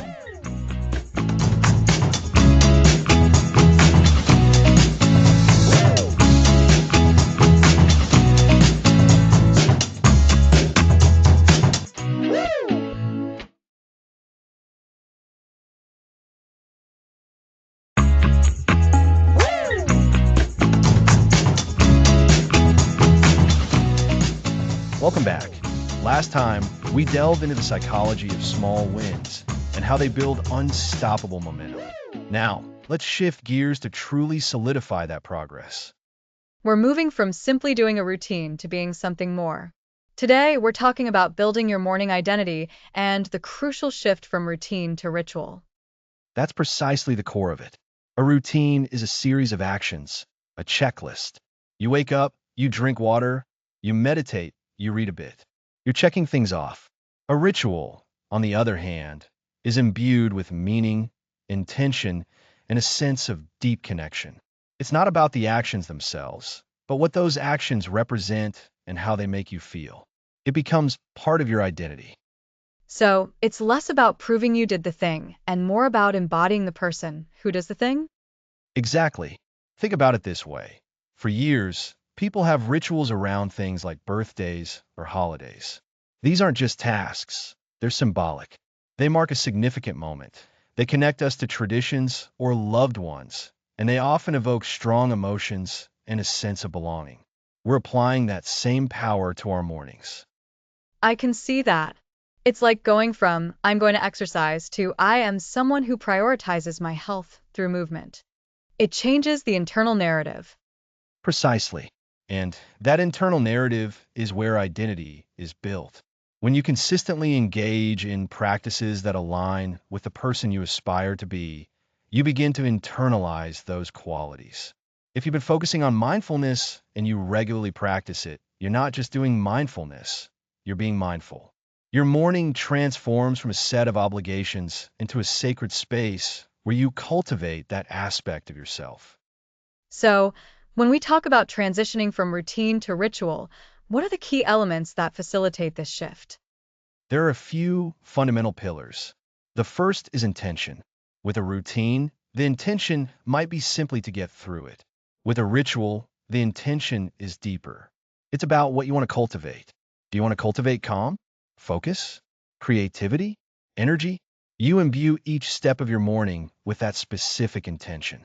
For example, when you're drinking your morning water, instead of just seeing it as hydration, you might approach it with the intention of nurturing your body, of signaling to yourself that you are taking active care of your physical well-being. That adds a layer of significance to even the simplest actions.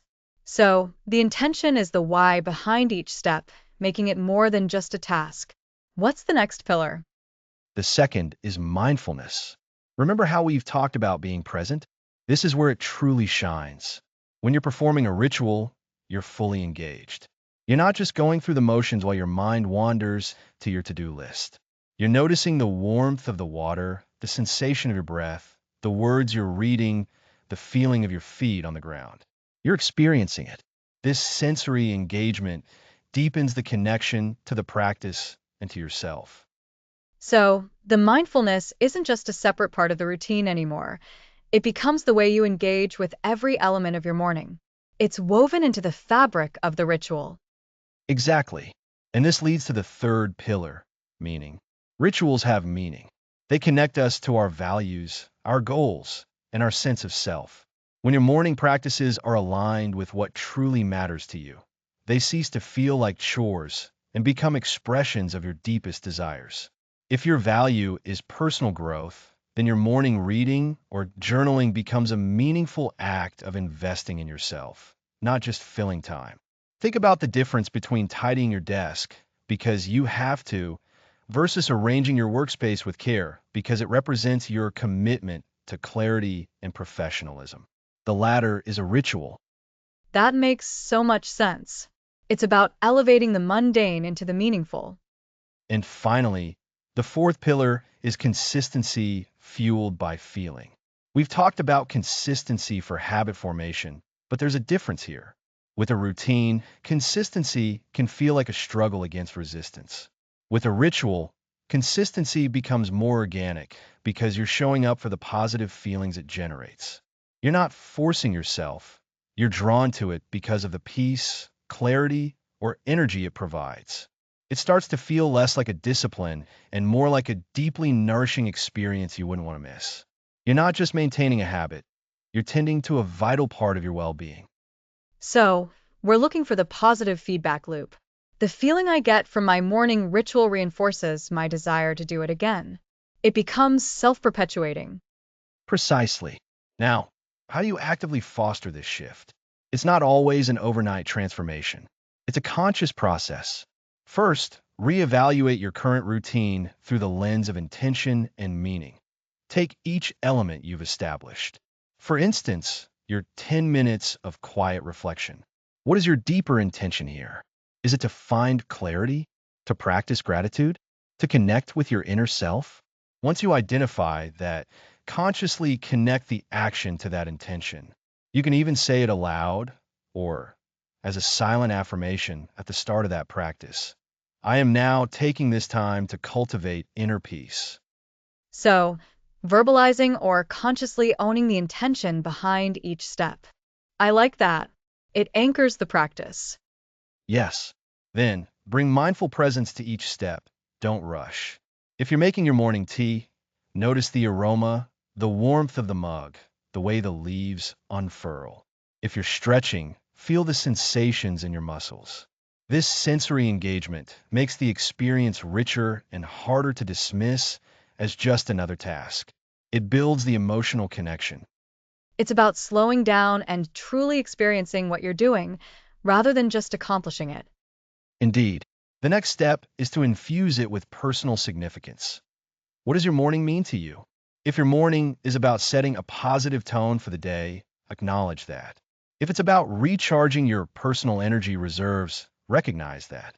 You can even create small symbolic actions. Perhaps you light a specific candle to signify the start of your intentional morning, or you wear a particular bracelet that reminds you of your commitment to self-care. These small, personal touches can amplify the ritualistic feel. That's a great idea. Creating those personal anchors. It makes it feel unique and special to you. Absolutely. And then listen to how it makes you feel. After you've gone through your morning, take a moment to reflect not just on what you did, but how those actions affected you. Did you feel calmer, more focused, more energized? This awareness is crucial for reinforcing the positive feelings and solidifying the shift to ritual. When you notice, wow, after my morning meditation, I felt so much more equipped to handle my emails, that's powerful confirmation. It's about becoming more attuned to the benefits of your intentional morning. Precisely. And remember, this isn't about perfection, it's about progress. There will be days when the rush of life intrudes. The goal isn't to be a robot performing tasks flawlessly, but to cultivate a deep-seated practice that, over time, becomes an integral part of your identity. You're no longer just someone doing a morning routine. You're someone who wakes up with purpose, nurtures their well-being, and sets a conscious tone for their day. You are a morning person, not because you're a punctual riser, but because you have cultivated a morning that reflects your values and aspirations. So, it's about embodying the qualities that your morning practices develop. It's a beautiful evolution from performance to presence, from routine to a deeply personal, meaningful ritual. Exactly. This transformation is what makes your morning truly yours, a powerful foundation for the rest of your day and your life. You're not just managing your time, you're shaping your identity hour by hour. And that's how you truly master your morning, by letting it become a reflection of who you are and who you are becoming. Next episode, we'll explore the profound power of reflection and how morning journaling can unlock incredible clarity and deepen this journey of self-discovery.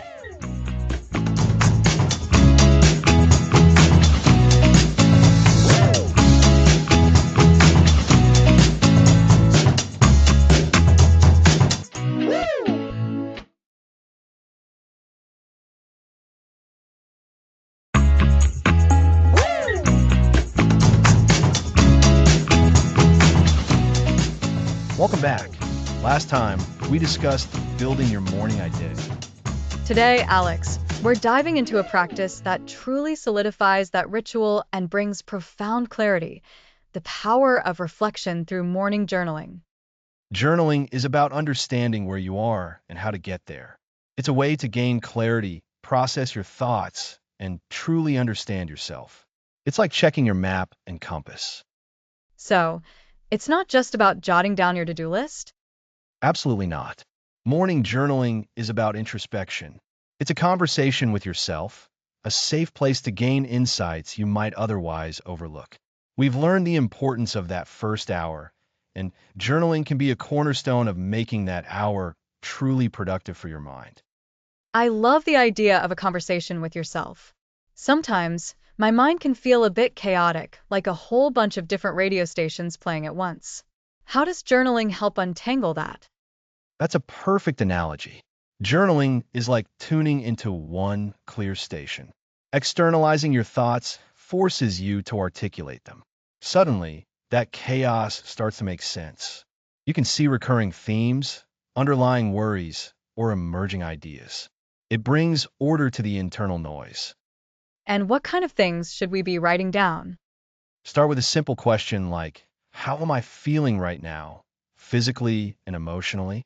Just observing that is powerful. Then you can build from there.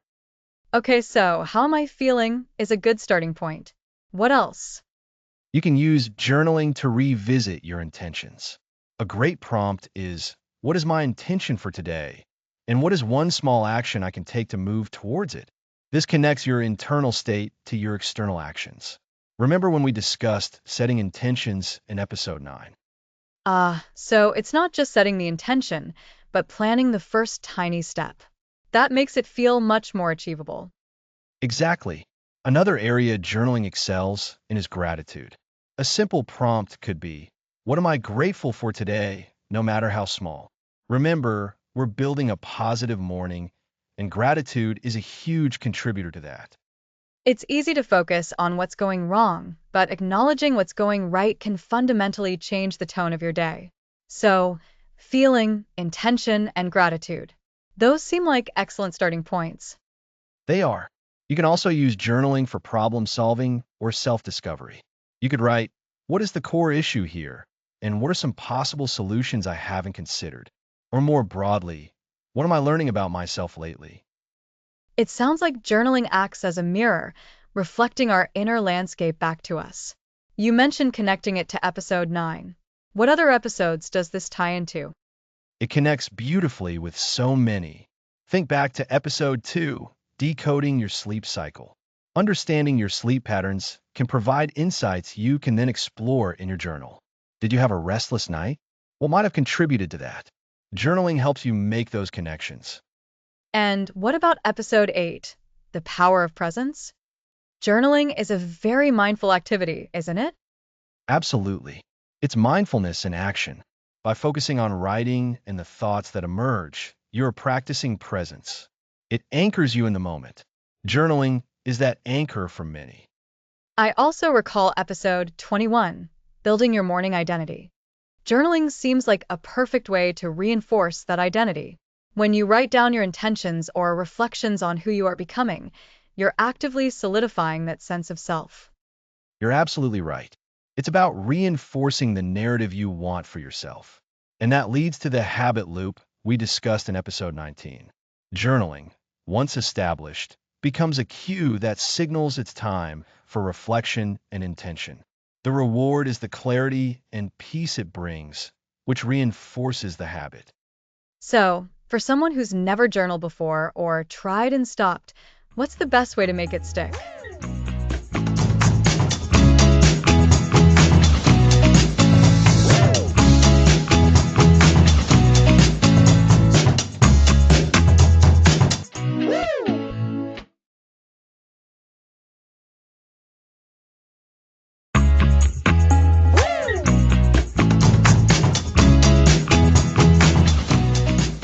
Welcome back. Last time we covered building your morning identity. Now let's tackle sustaining momentum. Yes, Alex. Because it's one thing to establish a great morning routine and quite another to keep it alive and thriving, especially when life throws curveballs. It's so easy to let things slide when we get busy or tired, isn't it? Absolutely, Lisa. That's why today we're giving you the strategic playbook for long-term morning mastery. We'll cover how to adapt your routine as life changes, the critical role of ongoing self-assessment, and how to embrace continuous improvement. Think of it as future-proofing your best mornings. Future-proofing sounds absolutely essential. So, what's the first step in making sure our mornings stick? The first key is adaptability. Life is rarely static. Your job might change, your family situation might evolve, or your personal goals might shift. A rigid morning routine will inevitably break under pressure. Instead, think of your morning as a living, breathing entity that needs to flex. So, it's not about finding the perfect routine and sticking to it forever, but rather finding a flexible routine that can adapt. Exactly. For instance, if you've been meditating for 20 minutes every morning, but suddenly you have a new, earlier commute, the 20-minute session might become unsustainable. Instead of abandoning meditation altogether, you could adapt it. Perhaps you.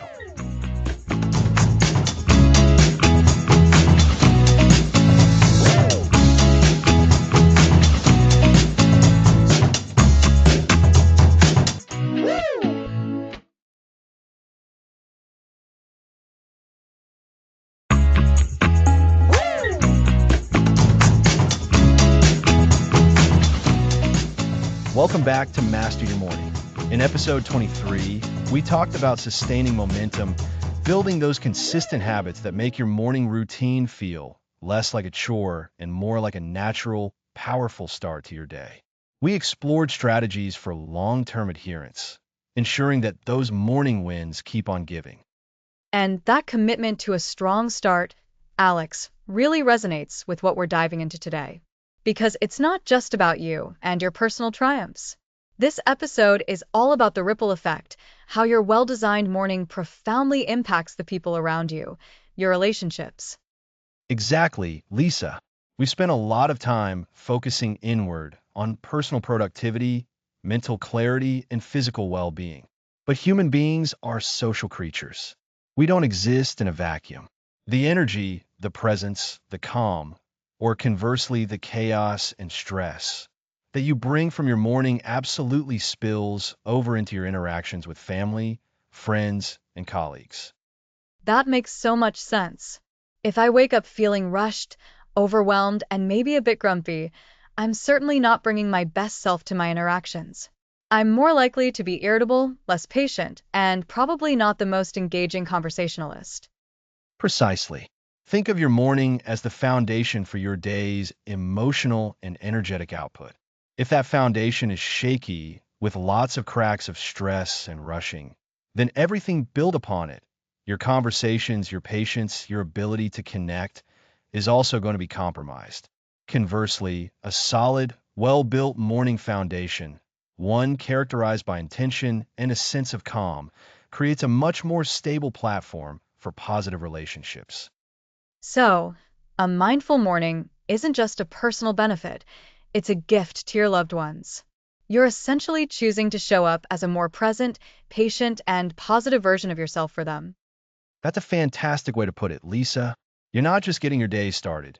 You're preparing yourself to be a better partner, a more attentive parent, a more supportive friend. Let's break down some of these ripple effects. First, and perhaps most significantly, is increased presence. Presence. That's something we've touched on when discussing mindfulness and intention setting. But how does that translate to relationships specifically? When you've had a morning that isn't a mad dash, when you've maybe incorporated a few moments of quiet reflection or a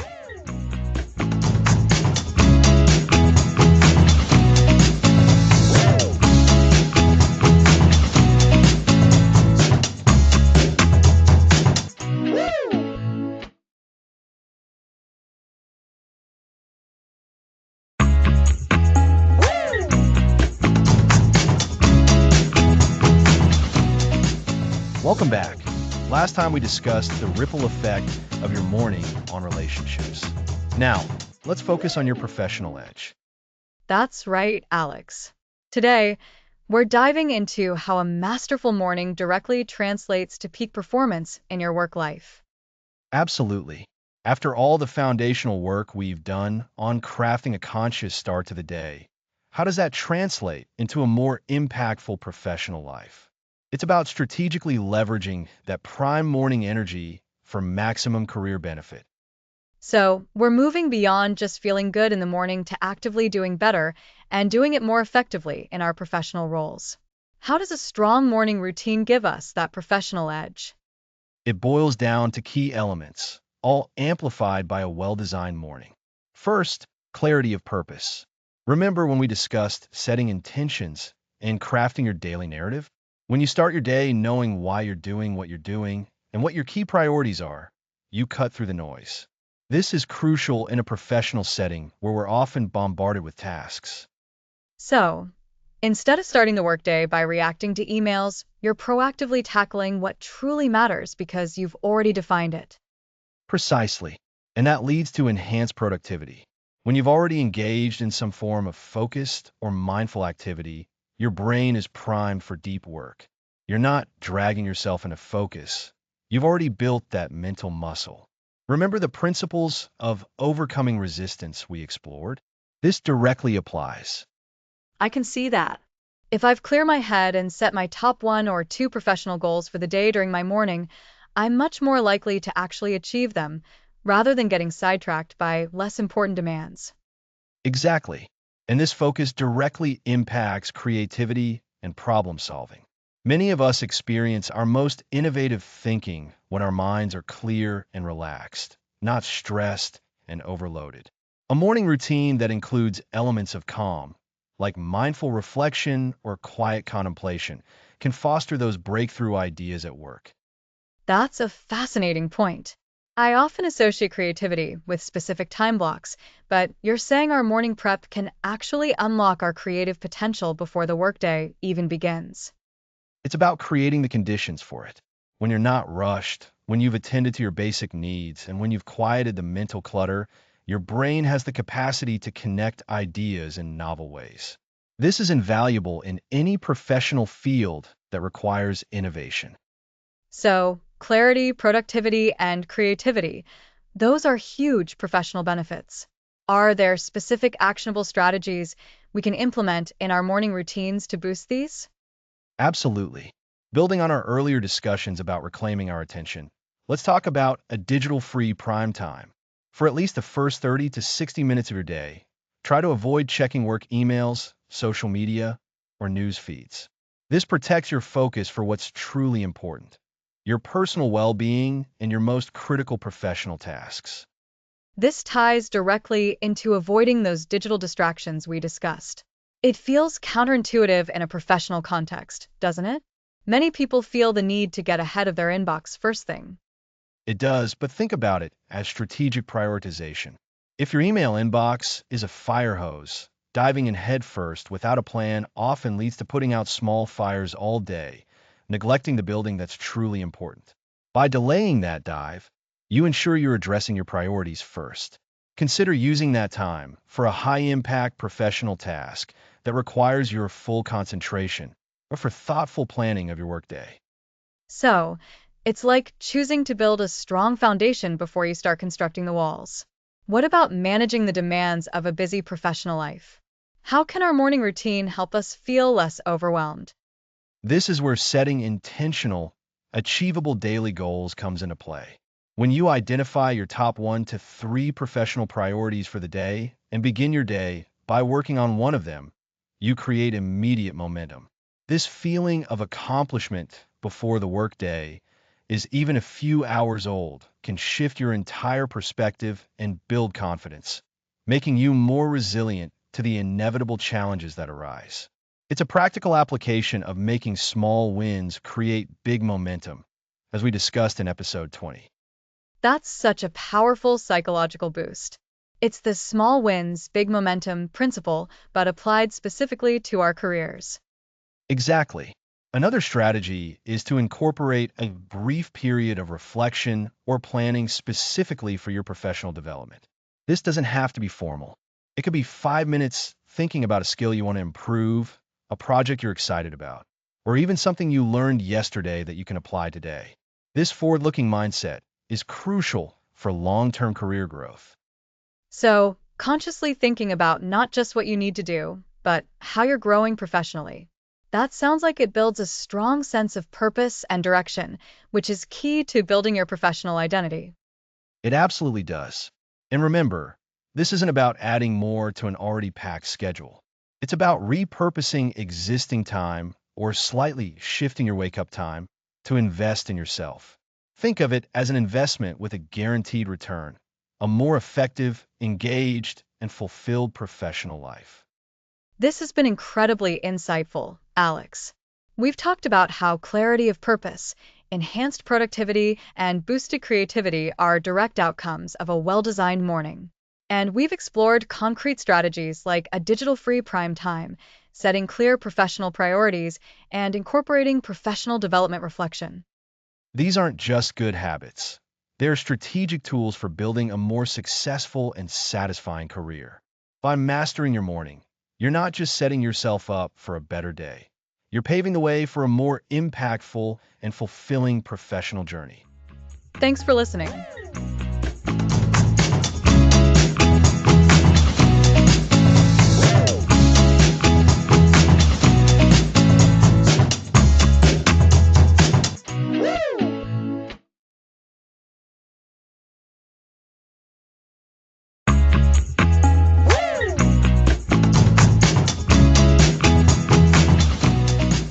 Welcome back. Last time we covered the professional edge of morning routines. Now, let's design your morning for your future self. Precisely, Lisa. Think about it.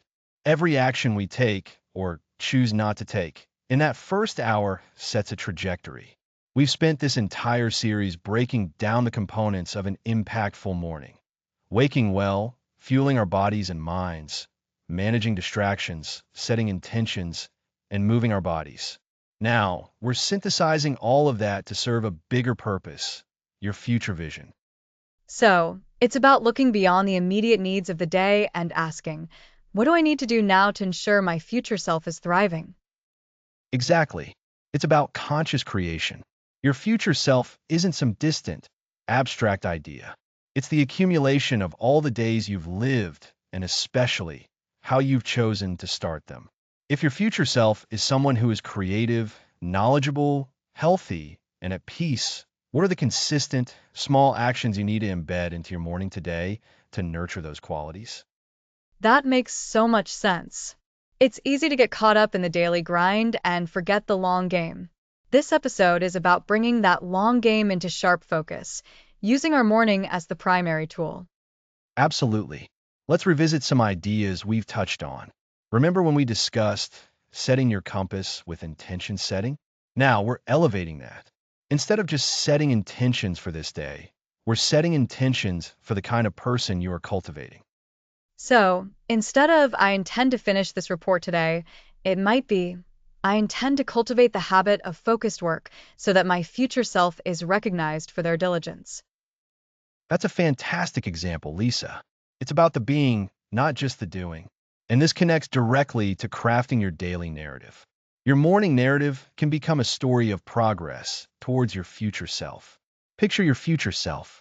What are they like? What qualities do they embody? What accomplishments have they achieved? It's like creating a mental blueprint. I imagine my future self, perhaps 5 or 10 years from now, and I ask, what habits would that person have in place? What skills would they have honed? Precisely. And then you reverse engineer it to your current morning.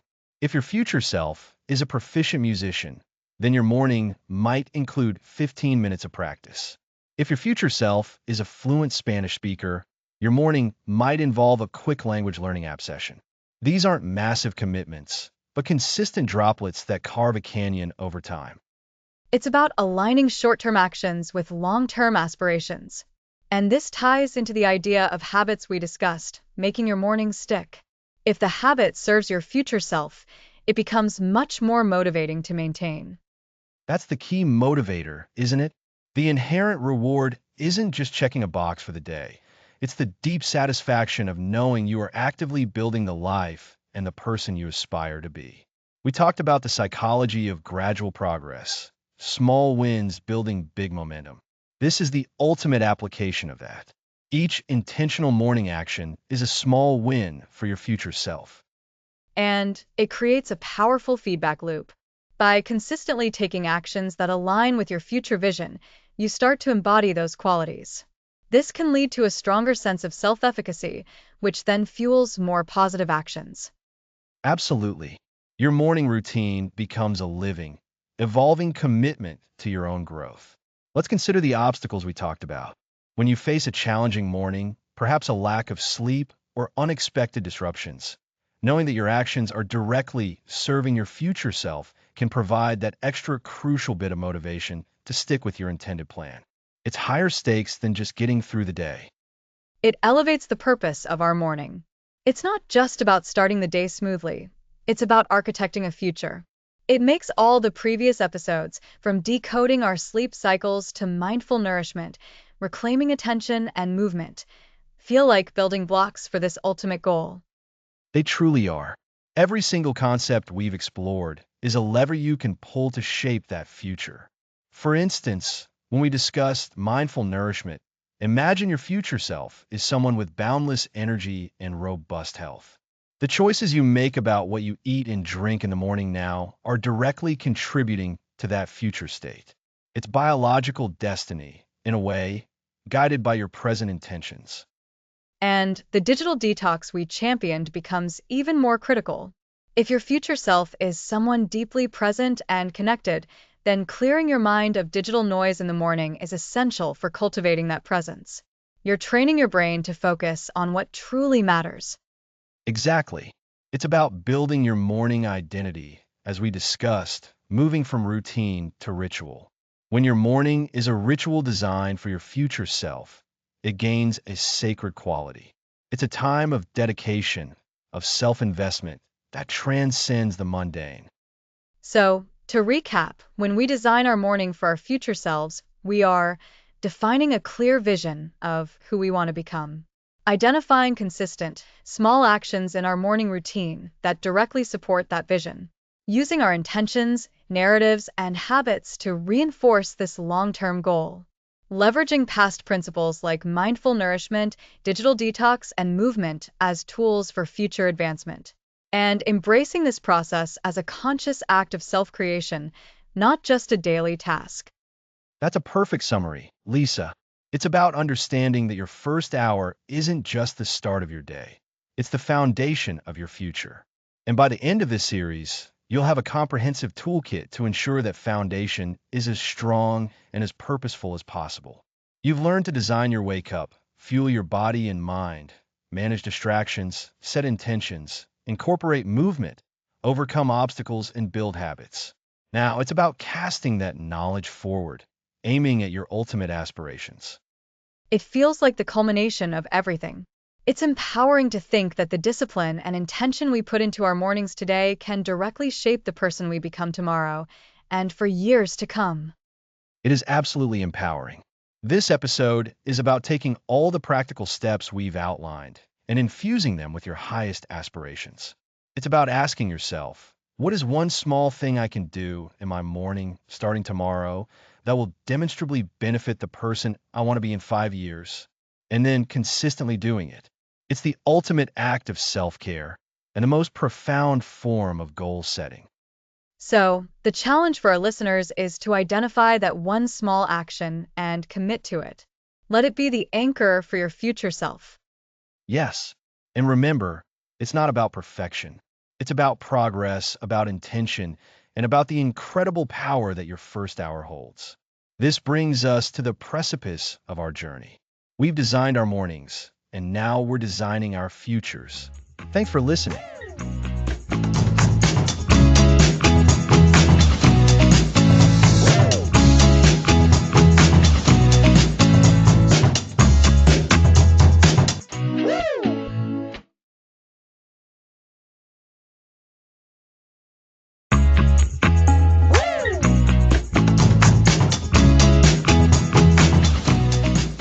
Hello, and welcome back to Master Your Morning. This is episode 27, our final destination on this incredible journey. We're calling this one the Master Your Morning Legacy, living an intentional life, hour by hour. And what a journey it's been, Alex. Over the past 26 episodes, we've gone from decoding sleep cycles and crafting gentle awakenings to fueling our bodies, taming digital distractions, and setting powerful intentions. It feels like we've built a complete toolkit for designing not just our mornings, but by extension, our entire lives. Absolutely, Lisa. And that's precisely the legacy of mastering your morning. It's not just about the first hour. It's about creating a ripple effect that extends throughout your entire day, week, and ultimately your life. We began with the foundational idea that your first hour is critical because it sets the tone. Remember the morning revolution? We discussed how this initial period can either propel you forward with purpose or send you into a reactive tailspin. I do. And to think that all started with something as simple as how we wake up. We explored the science behind sleep cycles and then moved into crafting a gentle awakening sequence, moving away from jarring alarms and towards a more mindful transition into wakefulness.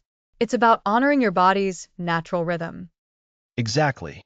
And then came the vital elements of immediate nourishment. We emphasized the power of that first drink of water. It's such a simple act, but so profoundly impactful for rehydrating your body after sleep, isn't it? And we took a deeper look into mindful morning nourishment, stressing that what you eat sets your energy levels for the hours ahead. Those were such important reminders. And then the digital world. We really highlighted how easily our mornings can be hijacked by screens and notifications. Strategies for creating a digital-free zone made a huge difference for so many listeners, myself included. It's about intentionality isn't it? We didn't want to just survive our mornings. We wanted to thrive. That led us to focus on the power of presence, where we delve into mindfulness as a morning anchor. Learning to just be in the moment without distraction grounds us. And that presence directly fed into setting our compass, as we called it, the art of intention setting. We learned how to move from a passive start to an active one, consciously deciding what you want to accomplish or how you want to feel. We then built on that with crafting your daily narrative, giving us frameworks to make those intentions tangible and purposeful.